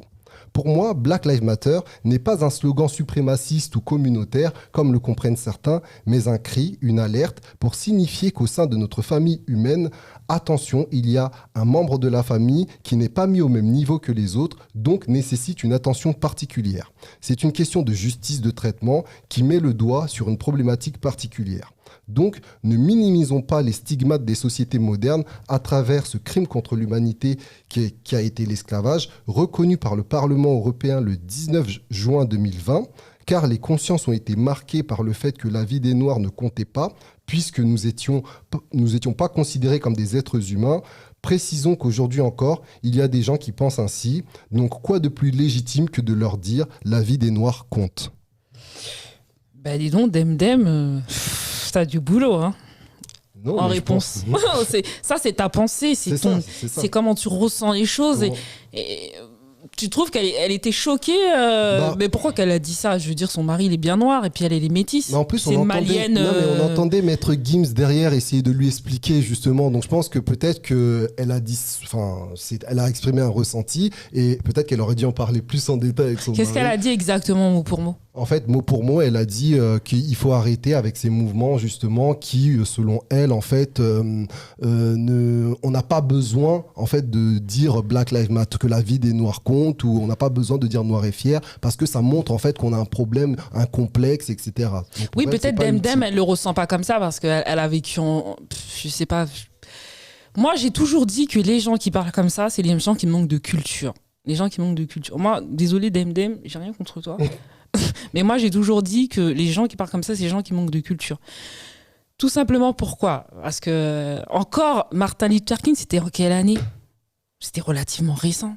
Quand tu sais tout ce qui se passe, les ségrégations raciales aux États-Unis, ça fait pas non plus 50 ans. Tu vois ce que je veux dire? Oui. C'est relativement récent. Et c'est grâce à des gens et des leaders aussi revendiqués et révolutionnaires aussi, avec ces idées apportées et ce changement qui ont fait changer les choses. Donc, imagine-toi, Demdem, on traite ton père, je veux dire, comme on a traité certains Noirs à l'époque où ils ne pouvaient même pas s'asseoir dans le bus aux États-Unis. Donc, je pense que c'est important. Après, c'est vrai qu'il ne faut pas crier à tout va pour tout et n'importe quoi, mais je trouve que c'est vraiment important, cette revendication et cette fierté et toujours avoir des activistes pour éviter qu'on tombe dans des choses gravissimes qu'on a pu rencontrer il y a quelques années, parce que c'est comme ça, hein, tant qu'on laisse, quand il y a du laisser aller, après il y a la prise de je te prends la confiance, je te coupe le cou, oui t'es noir, voilà, parce qu'il faut le dire, le racisme existe toujours, donc c'est important qu'on ait ces grands activistes là, et je pense qu'on peut pas dire pourquoi ce mouvement Black Lives Matter. Peut-être son arrière-grand-mère ou son... ma grand-mère, elle est morte il y a pas longtemps d'ailleurs, 76 ans. Je veux dire, ma grand-mère, elle a vécu, enfin, elle est partie une partie de sa vie aux États-Unis. Il y a des choses faut que ce soit nos parents qui nous les racontent pour les comprendre. Et je pense qu'elle manque de culture et d'éducation parentale pour que ses grands-parents et ses parents lui racontent ce qu'ils ont réellement vécu. Voilà, c'est mon avis personnel. Ouais, je pense face à ta chronique. Voilà, pour rajouter un peu, je pense que c'est ce que j'essaie de dire, il y a aussi une volonté, je pense, des médias, justement, de toujours mettre l'accent sur le côté négatif. Il faut arrêter d'accuser toujours les médias. Il y a aussi des artistes qui gaffent. Hein. Je peux ? Oui. Ouais, je pense que l'aspect Black Power qui est ressorti ces derniers temps, c'est issu de la bavure policière qu'il y a eu aux États-Unis. Je pense que cette bavure policière, elle aurait été faite sur un blanc aussi. Il y aurait eu un bel impact. Mais je pense qu'il y a aussi un mouvement, comme elle disait tout à l'heure, de Black Power qui a aussi peut-être profité de ça pour dire on y va, on touche pas aux Noirs, mais de toute façon, on touche pas à un être humain. Une bavure policière reste une bavure policière. En somme, je pense aussi que ce qu'il faut noter, il y a un aspect péjoratif que tu parlais tout à l'heure, Dounia, sur les Renois. Mais pour moi, aujourd'hui, les plus grandes stars au monde sont des blacks. Les plus grands sportifs au monde sont des blacks. Que ça soit au judo, que ça soit au foot, l'équipe de France, elle aurait pas gagné sans Renoir. Tu vois ce que je veux dire ? Les grandes stars de la musique, c'est bien des blacks aussi. Les grandes stars du cinéma, de Will Smith et j'en passe, hein, des noms tellement il y en a, c'est aussi des noirs. Donc le noir, entre guillemets, doit savoir prendre en note quand il est stigmatisé et savoir justement rebondir puisqu'il a un passé différent des autres cultures. Mais il faut aussi dire à certaines personnes que les blacks ont fait de grandes choses au-delà des combats. C'est devenu des grands athlètes, des grands sportifs, des grandes stars de la musique, des grandes stars du cinéma. Aujourd'hui, on pense au judo, on va dire tout de suite Teddy Riner, on va penser au foot, on va penser à plein, il y en a dans le foot. À plein, oui, mais là, le dernier qui est au PSG, comment il s'appelle déjà ? Qui ça, Kylian Kylian Mbappé, ouais. Excusez-moi, je suis pas très foot. Et puis là, bientôt, la NASA va porter le nom d'une femme noire aussi aux États-Unis. Oui, bien sûr, Barack Obama, un président américain, là où il y a eu justement toutes ces sources de conflits et de guerre, justement, à ce que le black évolue. Donc, moi, je pense que il y a ce côté de dire les choses clairement. Mais moi, quand on me parle des blacks, quand je t'écoute attentivement, je me dis t'as raison, je respecte ton point de vue, mais il y a aussi quelques aspects qu'il faut souligner. C'est que les Noirs ont fait des grandes choses. Oui. Et justement, dans les grandes choses que tu dis, et ça on le dit pas assez, c'est que l'homme a fait des grandes choses sur 2000 ans. Le Noir a fait des grandes choses sur 50 ans. Et il y a des grandes choses qui ne sont pas que sur des aspects sportifs, cinématographiques. Il y a aussi d'autres aspects justement, et ça aussi c'est important. Oui, comme la NASA dont je viens de te parler. Il faut savoir aussi, chez nous les Rebeux comme chez les Renois, il faut savoir dire on fait des choses bien. Oui, il faut aussi les reconnaître. Il faut arrêter de se faire taper dessus et accepter la fessée, entre guillemets, et de dire tu m'as fait mal. Il faut dire maintenant tu m'as mis la fessée ou tu me la mettras pas. Mais surtout, ce qu'il faut savoir, c'est que nous, on a fait des grandes choses. C'est vrai. On a fait les Rebeux moins que les Renois d'ailleurs.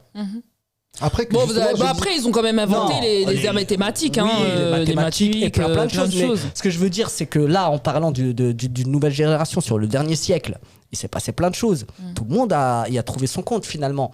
Et je pense qu'aujourd'hui, il faut savoir accepter encore une fois sa place et de dire non pas les blacks ou les rebeux, on est victime de bavures policières, etc.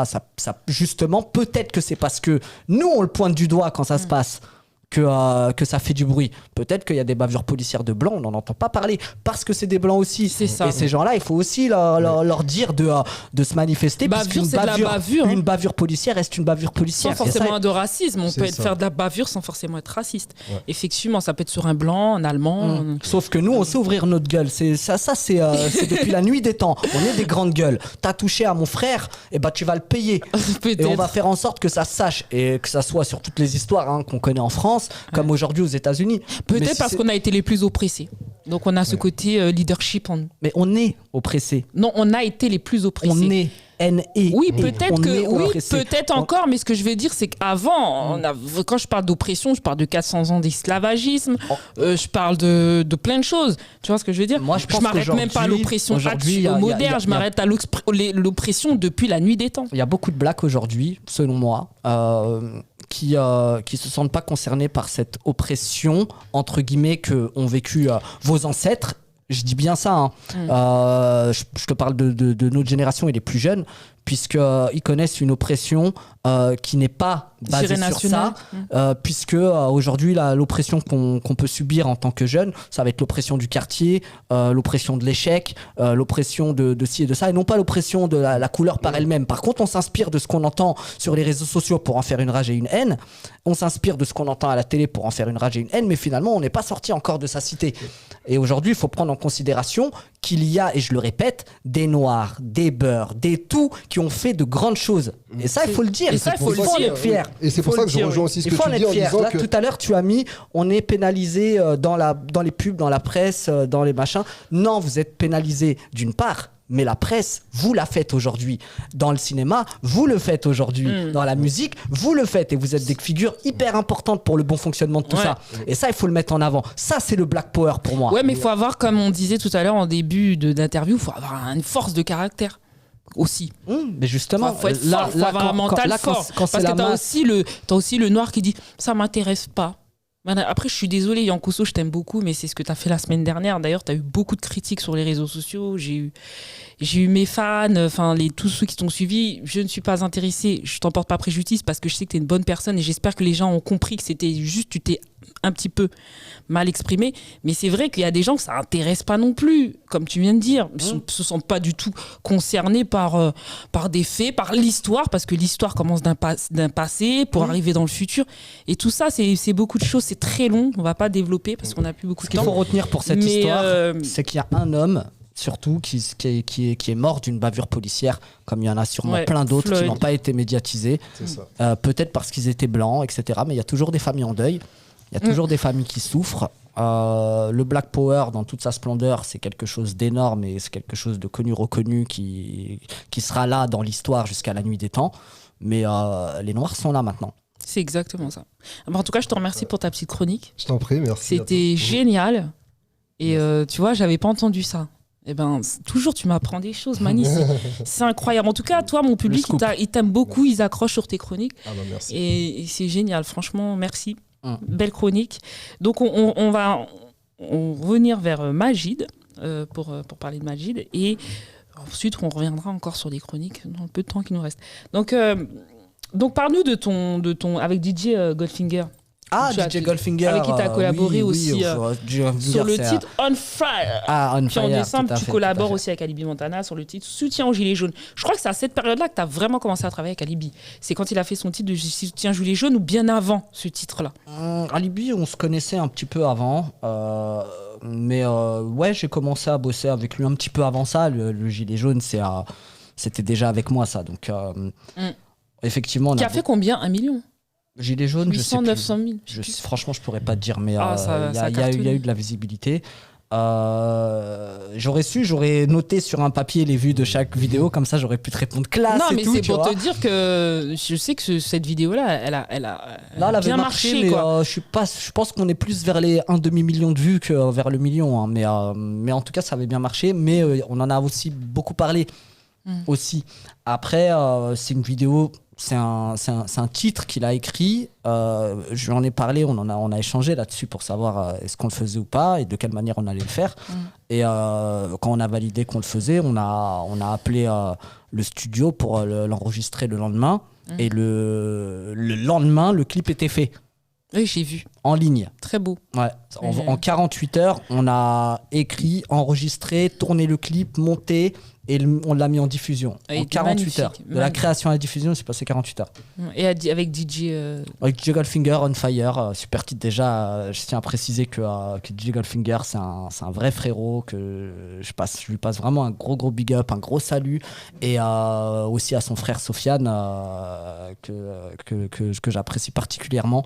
On Fire, donc il nous a laissé d'une part, c'est un clip qui était, alors je veux pas dire de bêtises, je pèse mes mots, je fais très attention à ce que je vais dire là, mais il me semble que c'était non, je suis pas sûr, alors je le dis pas.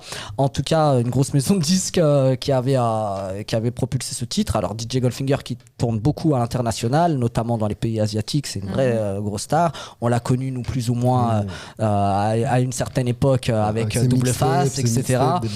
En tout cas, On Fire, ouais, on s'est occupé du clip dans lequel je fais une belle apparition. C'est un titre qui a plutôt bien marché aussi et c'est un superbe titre que je vous conseille d'aller écouter pour vous ambiancer, qui est disponible partout. Quel est l'artiste que tu...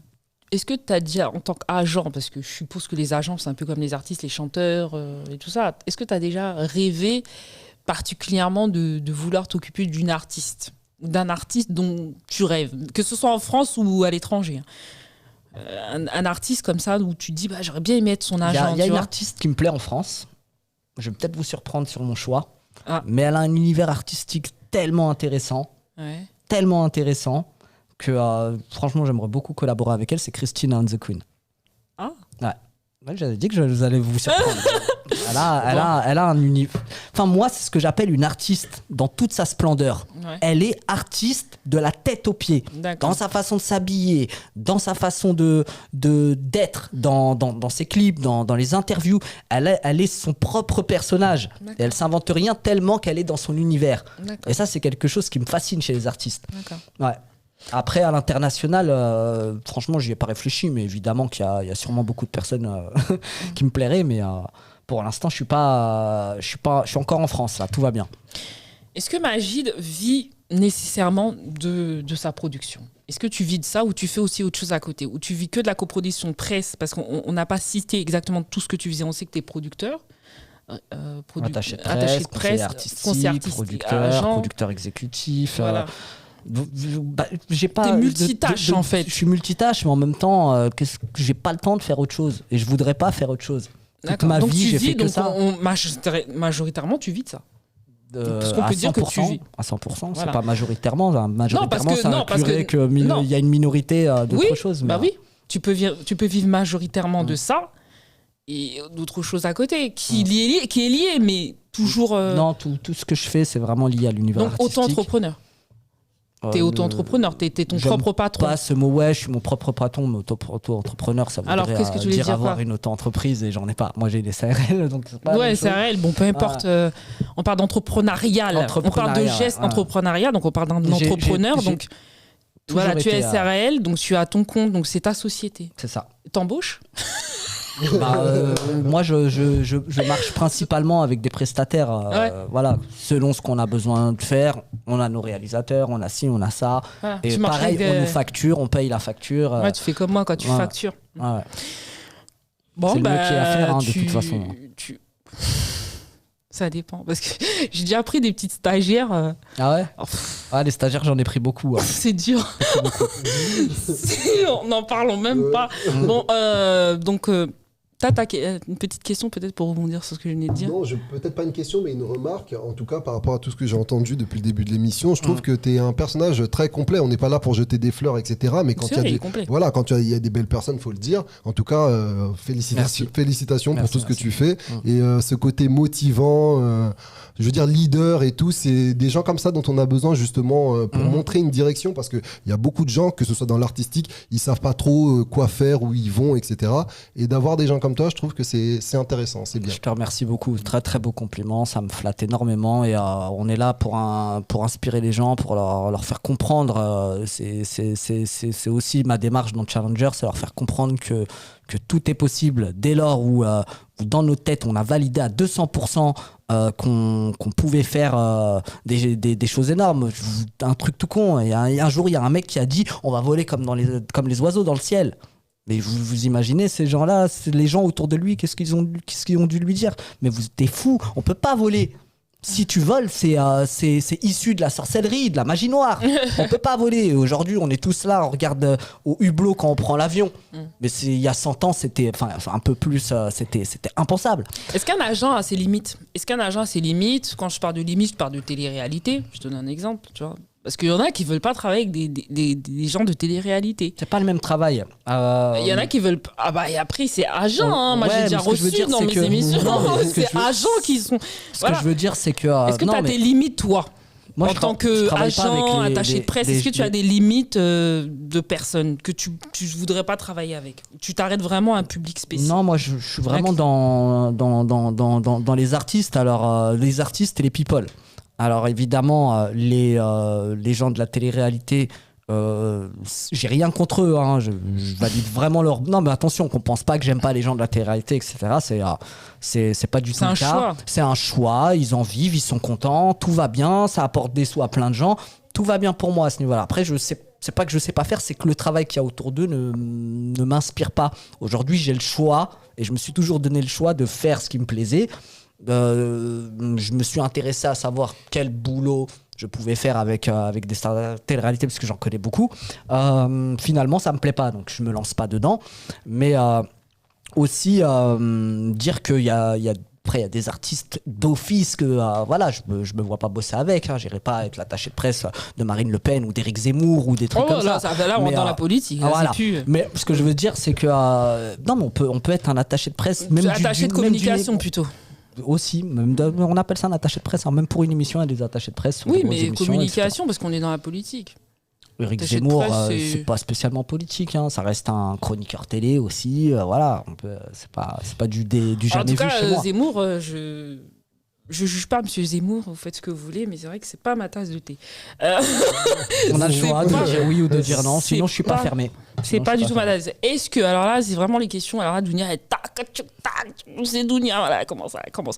Alors, est-ce que les tarifs sont par rapport aux agents, parce que agent de people et agent normal, est-ce que les tarifs sont abordables ou c'est un petit peu plus cher? Ça dépend si on est prestataire ou si on est au pourcentage. Après, quand on est au pourcentage, ce qu'il faut savoir, quand on est au pourcentage, on est à 10%. Oui, t'es pas cher, toi? Non, moi je suis pas au pourcentage. Je ne fais rien au pourcentage, je facture tout. Mais les agents qui sont au pourcentage, ils sont à hauteur de 10%, mais ils sont à hauteur de 10% sur tout ce que l'artiste gagne. Moi j'ai entendu 15%. Le maximum légal, c'est 10%. Après, s'ils veulent prendre 15 entre eux, c'est leur problème. Ils peuvent prendre 20, moi j'en connais qui en prennent 20, mais il me semble, sauf que si 10%, ça a changé moi, entre-temps... La TVA, ça fait pas beaucoup, hein. C'est pour ça qu'ils prennent 15, mais bon. Non, c'est 10%. C'est pas que ça fait pas beaucoup. Hein. Si demain tu prends 10% sur un album qui s'est vendu à 1 500 000 exemplaires, excuse-moi, mais donne-moi 1%, je les prends avec plaisir. Ouais. Toi, t'es cher, toi? Moi, non, je suis pas cher. C'est vrai? Ouais. Je peux te demander un prix. Non, il n'y a pas de prix. C'est des choses qui se négocient en plus. Je savais qu'il allait dire Dunia est saoul avec ses questions. Avec chaque artiste, on a des prix différents selon la notoriété, la visibilité. Moi, j'ai pas le pouvoir d'amener tout le monde où je veux. Parce que selon ce que l'artiste a déjà fait, ce qu'il est capable de faire, là où on peut aller, dans quelle catégorie il est. Donc non, j'ai pas cette force-là. J'ai les contacts, j'ai le réseau mais aussi en tant qu'attaché de presse, ce qu'il faut savoir, c'est que j'ai ma responsabilité d'aller déranger les programmateurs télé en leur proposant des artistes qui vont vouloir. Pas des artistes qui vont pas vouloir. Ça aussi, je dois le prendre en compte. Je dois faire très attention à qui je propose. Mais tu t'es aussi créé un petit réseau. Tu t'es créé un réseau aussi. Oui, un tout petit réseau. Après, un grand réseau. Un petit. un grand réseau. Tu fais toutes les télés. Aussi, mais. Faut se faire un réseau. Tu crois que Mani Congo, qui est artiste, il pourra aller. Il va toquer à France Télévisions? Ouais, mais il peut pas. Encore une fois. On est d'accord. C'est ça la différence. Je peux toquer, mais est-ce qu'ils vont m'ouvrir? Ouais, mais il faut savoir où toquer. La phrase. Donc, est-ce que tu vas y aller déjà? La phrase qu'il faut noter, c'est qu'un jeune talent a besoin de faire des grosses télés pour se faire connaître. Or, les grosses télés ne veulent pas de jeunes talents. Donc c'est pour ça que tu avoir prends déjà son des pass. artistes C'est un connus. paradoxe, hein. C'est un paradoxe. C'est un gros méli-mélo dans lequel mes confrères et moi-même sommes confrontés régulièrement. Et même dans le monde du travail, on le voit, hein. Quelqu'un qui va sortir avec des diplômes, il va aller demander un emploi, on va lui dire oui, mais t'as pas assez d'expérience. C'est des phrases qu'on a déjà entendues aussi. Donc Aussi, c'est un peu ouais. ce paradoxe-là dont tu parles. Ouais. En tout cas, merci Magid vraiment pour tes. Merci, on toi. reviendra vers toi un peu avant la fin de l'émission. On va te laisser à ta deuxième chronique. Le Donc buzz. le buzz, c'est ton buzz de la semaine. Non, le buzz de la semaine, c'était la réponse à Demdem. Alors là, on est sur ta chronique Voilà, qui est c'est ça. sur. Qui est sur l'évolution du hip-hop en France. Alors, si tu peux la faire un peu courte cette fois-ci, Je vais essayer. parce qu'on peut faire des chroniques vite et courtes, hein, pour pouvoir aussi, moi, pouvoir avoir le temps de faire la mienne et enfin terminer avec Magid. D'accord. Donc, on va passer au jingle pour écouter ta chronique. Mani Congo.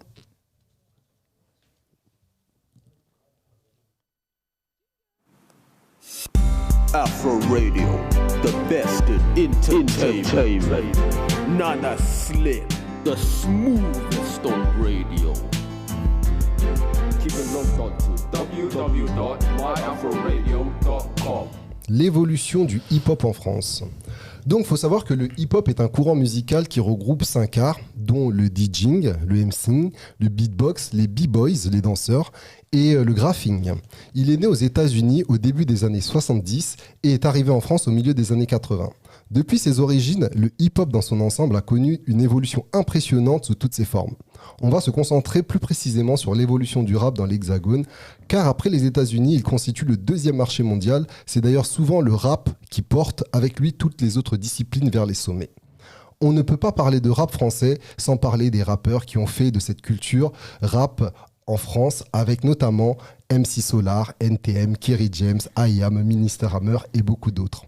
La culture rap est une culture urbaine dont les récits sont étroitement liés à la vie des populations d'où a émergé ce style.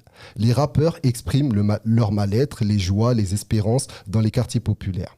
Les premiers succès commerciaux ont commencé dans les années 90 avec l'âge d'or et des millions d'albums vendus en 98. Ce succès a eu un impact même sur l'évolution artistique de la musique. Pour remettre dans le contexte, malgré le grand nombre d'albums vendus, ce genre musical n'était pas totalement accepté des grands médias et était même marginalisé. Pour se faire accepter, certains artistes faisaient dans du commercial et d'autres voulaient garder une authenticité en se coupant du rap underground, donc le rap de la rue. Malgré la crise du disque et la chute des ventes des CD, le rap a maintenu le cap en continuant à vendre des millions de disques sur la décennie suivante, en gros de 2000 à 2010. Avec des succès commerciaux, le rap a subi une mutation pour devenir avant tout un business régi par le buzz, les clashs, qui mélangent réalité et fiction. Pas étonnant dans l'ère des téléréalités où les rappeurs sont devenus des people comme les autres. Le rap en France, en 2019, a été référencé premier genre musical le plus écouté avec des artistes comme Ninho, PNL, Jul, Nekfeu, L'Homme Pâle, etc. C'est la musique qui enregistre le plus de streaming. Le streaming, c'est le décompte des morceaux en ligne le plus écouté. Sur les années 2017-2018, les 10 artistes les plus streamés sur Deezer, une plateforme musicale en ligne. Et tout ceci est modéré par le fait que les chanteurs dits variétés en fait, continuent toujours à vendre des disques. Le rap français aujourd'hui fait déplacer les foules beaucoup plus homogènes que par le passé, avec notamment beaucoup plus de femmes qui se rendent au concert de rap. On a même vu une évolution dans l'appellation même du genre, puisqu'on parle aujourd'hui de musique urbaine ou de pop urbaine, avec un style beaucoup plus chanté qu'auparavant, avec des artistes comme Maître Gims. Quel visionnaire ce Matt Houston qui chantait en 2001 R&B de rue. À mon avis, on peut dire qu'aujourd'hui, le rap a perdu en fond, mais a gagné en forme pour devenir une musique forte et influente dans le paysage français, matérialisée par le succès de la série Validé, qui montre la fascination qui existe autour du rap. C'est génial parce que c'est vrai qu'aujourd'hui, quand on remarque bien, enfin, quand même, musique c'est rap de rue, ça voulait dire poésie qui était vachement critiquée auparavant. Hein. Le rap, c'était pas apprécié. On disait que c'était une musique de voyous, etc. Et effectivement, je trouve que elle rentre dans l'air du temps et elle commence enfin à avoir son évolution. Avant, dans les plateaux télé, il fallait surtout pas inviter de chanteurs de rap ou de la musique urbaine. Plus ou moins, ils appelaient ça musique de sauvage, agressive.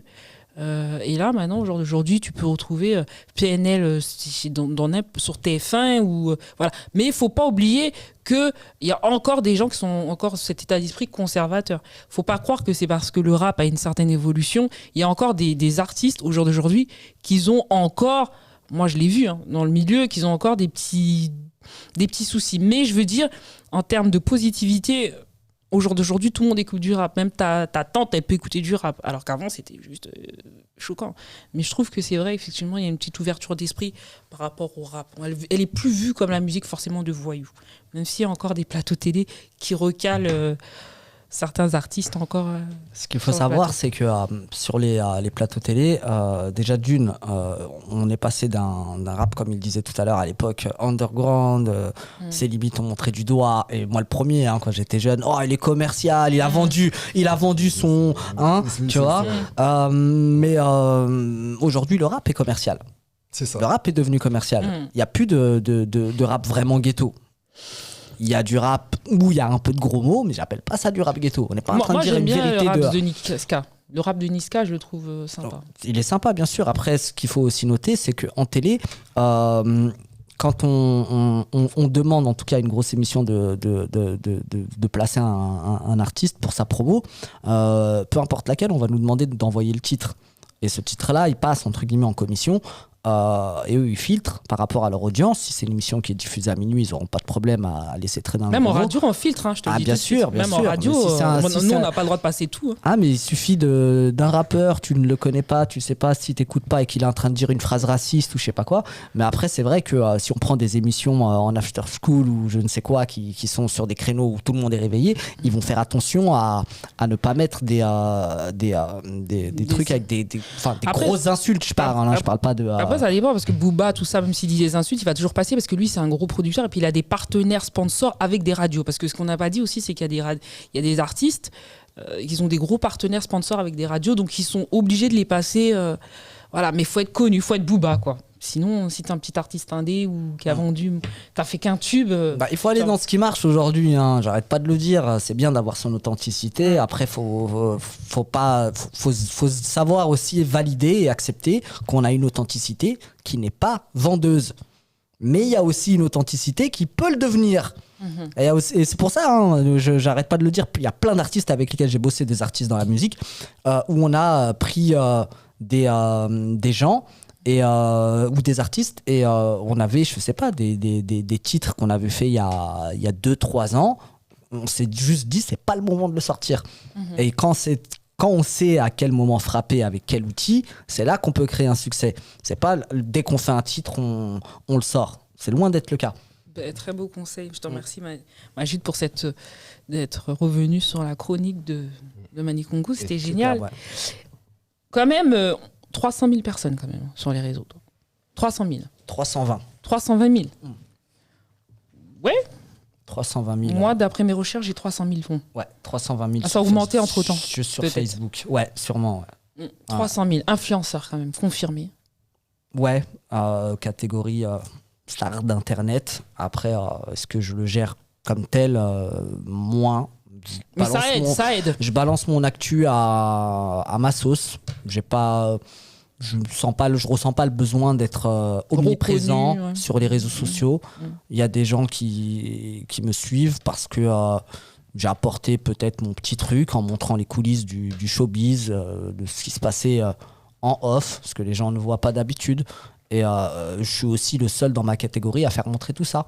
D'accord. Je me suis dit qu'avec le temps, j'allais tomber sur quelqu'un qui allait faire un peu comme moi, montrer un peu lui avec son artiste, comment ça se passe, etc. Et c'est vrai qu'aujourd'hui, les gens qui s'intéressent aux agents, aux attachés de presse, quand ils suivent ces personnes-là, ils ont le droit qu'à des flyers. J'ai placé tel artiste-là, ils mettent leur logo, etc. Finalement, on ne sait pas trop qui est le véritable agent. Parce que c'est facile d'être commissionnaire derrière. Nous, on est tout le temps contactés par des commissionnaires, des bookers, etc. Est-ce qu'on peut placer ton artiste ? Mais c'est aussi un jeu dangereux. D'accord. Le booker est un jeu dangereux. Je vais profiter pour laisser ton contact, si tu me donnes le droit, ou alors donne-nous toi un contact, ou si des fois le public ou des personnes seraient intéressées peut-être de travailler avec toi, email peut-être. Parce que ton contact, il est personnel, je suppose. Il est pour moi, c'est mon numéro qui est pour moi. C'est pour l'embêter sur WhatsApp. Ouais. Non, Est-ce le que tu numéro, aurais un non, mais, contact public il y a- si il y des a- fois Il y a, quelqu'un il y a- voudrait il y a travailler avec toi? il faut aller sur www.magidelebarindustrie.net, sur FB aussi, hein, je suis joignable. Après, principalement sur Facebook. J'ai fait un Insta il n'y a pas longtemps aussi. Je m'intéresse pas plus que ça pour vous dire la vérité, mais le mail si tu veux, c'est magidelebar, MAGIDLEBAR, je répète MAGIDLEBAR, @gmail.com. Vous avez entendu, public? Voilà. Restez bien connectés. Et aussi YouTube, allez voir Challenger aussi. Challenger, et chronique, abonnez-vous à la Challenger, chaîne YouTube de... Juste une petite précision sur Challenger, donc on va en sortir une là d'ici 2 semaines environ. Je remercie le partenaire commercial qui s'appelle Berizerius, si je le prononce bien, il m'excusera. Et je voulais faire aussi un gros big up à mon réalisateur de Challenger qui s'appelle Fadiez, donc Fadiez Productions, qui a fait un énorme boulot dessus. On s'est vraiment cassé la tête sur le montage. On donne toujours le maximum. Vraiment autant dans l'intonation que dans la structure, que dans le montage.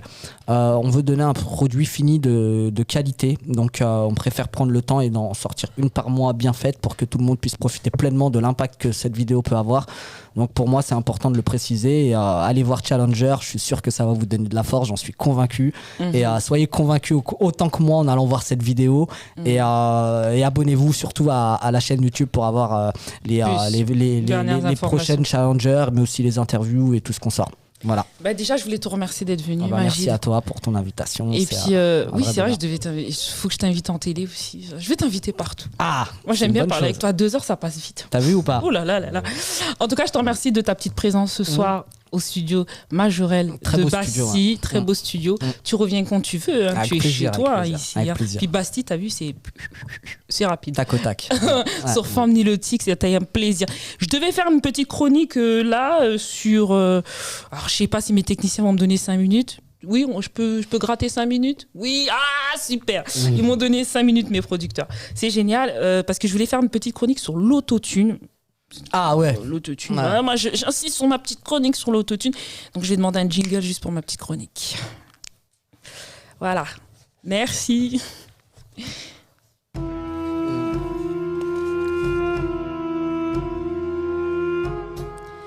Voilà, donc on va parler du logiciel de l'autotune quand même, qui est un correcteur de tonalité élaboré par la société Antar Audio. Je ne sais pas si tu en as entendu parler, Majid. C'est une technologie de 1997, mais qui a été créée à la fin de 1996 par Andy Hildebrand, un ingénieur américain travaillant dans l'industrie pétrolière. Parce qu'à la base, c'était vraiment pas son truc. Alors, le mec, il n'était pas du tout dans la musique, mais voilà, il travaillait plutôt dans le pétrole. Et puis, il s'est dit, pourquoi pas créer un système de lead, donc c'était sur la base des mathématiques, et créer un système de tonalité pour aider aujourd'hui les artistes qui ont plus ou moins des problèmes de voix. Voilà. Donc ça lui a appris, donc c'est un ingénieur. Donc spécialisant en sismologie, il travaille ensuite dans l'industrie pétrolière où il étudie le sol, etc., sismique, Exxon. Et puis après, initialement, l'autotune est un logiciel de correcteur de voix permettant de chanter, mais on pousse les réglages à l'extrême, le traitement jusqu'ici transparent, naturel, pour un caractère artificiel donnant une voix aspect métallique. Et c'est ça ce qui est le vrai problème au jour d'aujourd'hui, c'est cet aspect qu'on retrouve métallique. Donc l'autotune a changé de manière fonctionnelle des studios enregistrement, car la justesse de la voix a toujours été un problème. Avant, un studio faisait chanter la même phrase au chanteur encore et encore et encore. On est d'accord? Mais maintenant, il se retrouve au jour d'aujourd'hui, les studios, avec un gain de temps. Mais est-ce que ce gain de temps-là, finalement, c'est quelque chose d'important? Ce gain de temps-là, est-ce qu'il ne faut pas un peu plus travailler la manière de faire? Parce qu'il y a beaucoup de gens au jour d'aujourd'hui, tu as même des revendicateurs, tu as des gens qui se plaignent dans le milieu, donc qui est très compétitif. Donc, vu que plus les producteurs ont plus de pression et dans un milieu encore plus compétitif, donc ils utilisent encore plus l'autotune. Mais avant, ils l'utilisaient plus dans l'électronique et majoritairement dans le rail. C'est ce que tu disais, majoritairement dans le rail. Donc, on dira que les premiers qui ont utilisé l'autotune, en réalité, c'est la musique électro. Mais il ne faut pas confondre l'autotune avec le vocodeur, parce que c'est pas la même chose. Le vocodeur a son sens, l'autotune est sorti bien plus tard que le vocodeur. Les gens, avant, les artistes utilisaient réellement le vocodeur pour s'aider et réussir à plus ou moins chanter. Mais après, plus tard, beaucoup plus tard, l'autotune est sorti. Imaginer aussi et travailler dans le milieu américain dans les années, il y a quelques années, c'était dans les années 96-97, c'est T-Pain, le rappeur T-Pain qui a eu le résultat de réglage volontaire excessif, voilà. Et l'autotune n'a rien d'un vocodeur, c'est ce que je disais tout à l'heure, et c'est un système vocal croisé avec un porteur, par exemple. Le son synthétiseur est un modulateur, par exemple une voix, mais un traitement de la voix sur les programmes d'édition logicielle tels que GarageBand ou d'un traitement de voix sur les programmes d'édition logicielle que GarageBand ou Auteur tonal. Voilà. Donc, le problème avec l'autotune au jour d'aujourd'hui, qu'est-ce que tu en penses aujourd'hui, Majid, de l'autotune d'aujourd'hui ? Est-ce que c'est une bonne chose en soi ou pas ? Bien sûr que c'est une bonne chose. Voilà. C'est une bonne chose pour moi. Moi qui pense business, ça reste une bonne chose. Il faut savoir qu'un studio d'enregistrement, ça coûte très cher. Donc quand ça peut se faire plus rapidement un enregistrement, c'est toujours mieux.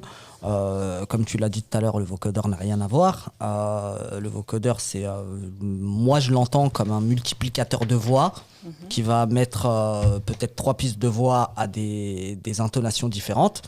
Donc ce qui peut donner une voix un peu de robot, mais qui ne module pas comme un autotune qui va être embellisseur de certains passages. D'accord. Même s'il y a un aspect un peu métallique, comme tu disais tout à l'heure. Après, chacun y voit midi à sa porte. Évidemment qu'il y a beaucoup d'artistes qui se plaignent de ça, qui ont un talent fou, qui savent chanter avec une justesse incroyable et qui se voient doubler dans les charts, sur les ventes et sur les streamings par des artistes qui n'ont peut-être pas ce talent-là. Mais il faut maintenant peut-être accepter, et je dis bien accepter et valider, qu'aujourd'hui, chanter avec un autotune, c'est un talent. C'est pas parce qu'on a un talent de chanteur qu'on peut... Je vous le dis, la modulation en termes d'autotune, c'est encore autre chose, mais... C'est un talent, oui et non. Hein. C'est-à-dire qu'il faut savoir prendre l'autotune et en faire quelque chose. Aujourd'hui, chanter comme un vrai chanteur et y ajouter de l'autotune, c'est embellir un peu le truc, mais Après, faut pas abuser. Hein. selon qui selon certaines personnes. Après pour toi, t'es trop contre, ça se voit. non, je suis pas. C'est pas question d'artiste. Déjà, faut savoir. Bon, tout le monde le sait, je suis haïtienne. Enfin, j'ai plein d'origines. Je rentrerai pas dedans. Déjà, nous, les Haïtiens, on aime bien le live.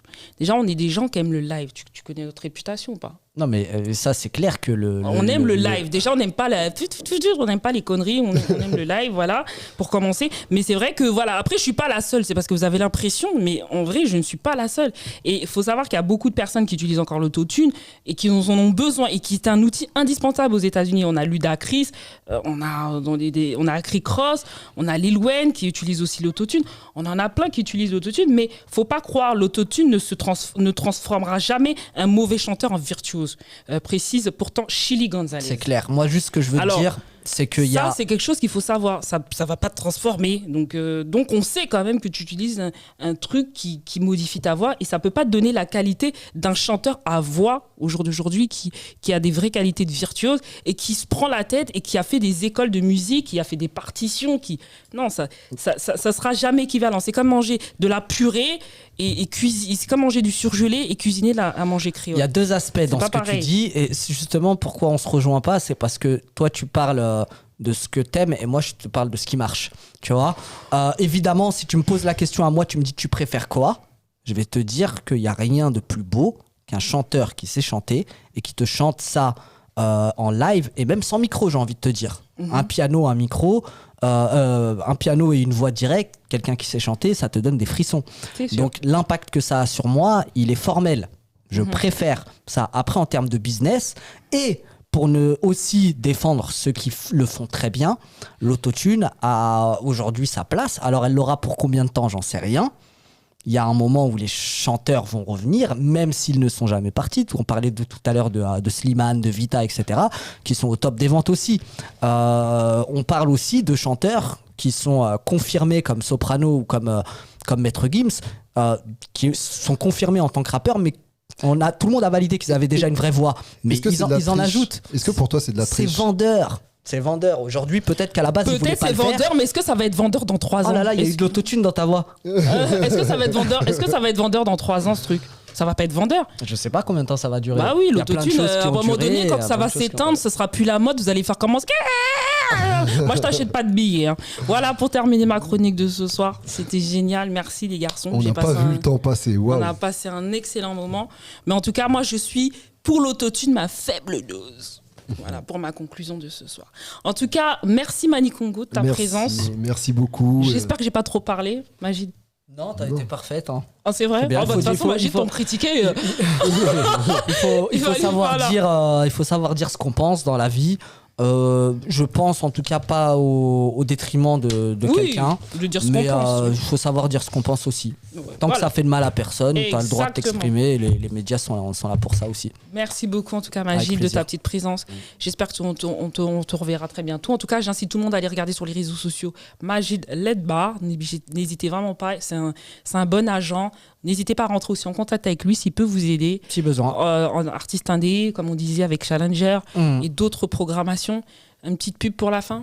Bah moi, vous pouvez me retrouver sur Instagram, Manikongo officiel, Manikongo officiel, et vous verrez tout ce que je fais. Et ben moi, vous pouvez me retrouver sur la Team Sovereignty of Dunia, qui est ma page officielle à radio. Et je sais que vous aimez ce style d'émission. Je remercie le studio Majorel qui nous a accueillis ce soir. On passe toujours un très bon moment quand ils nous accueillent, et puis c'est toujours agréable et joli.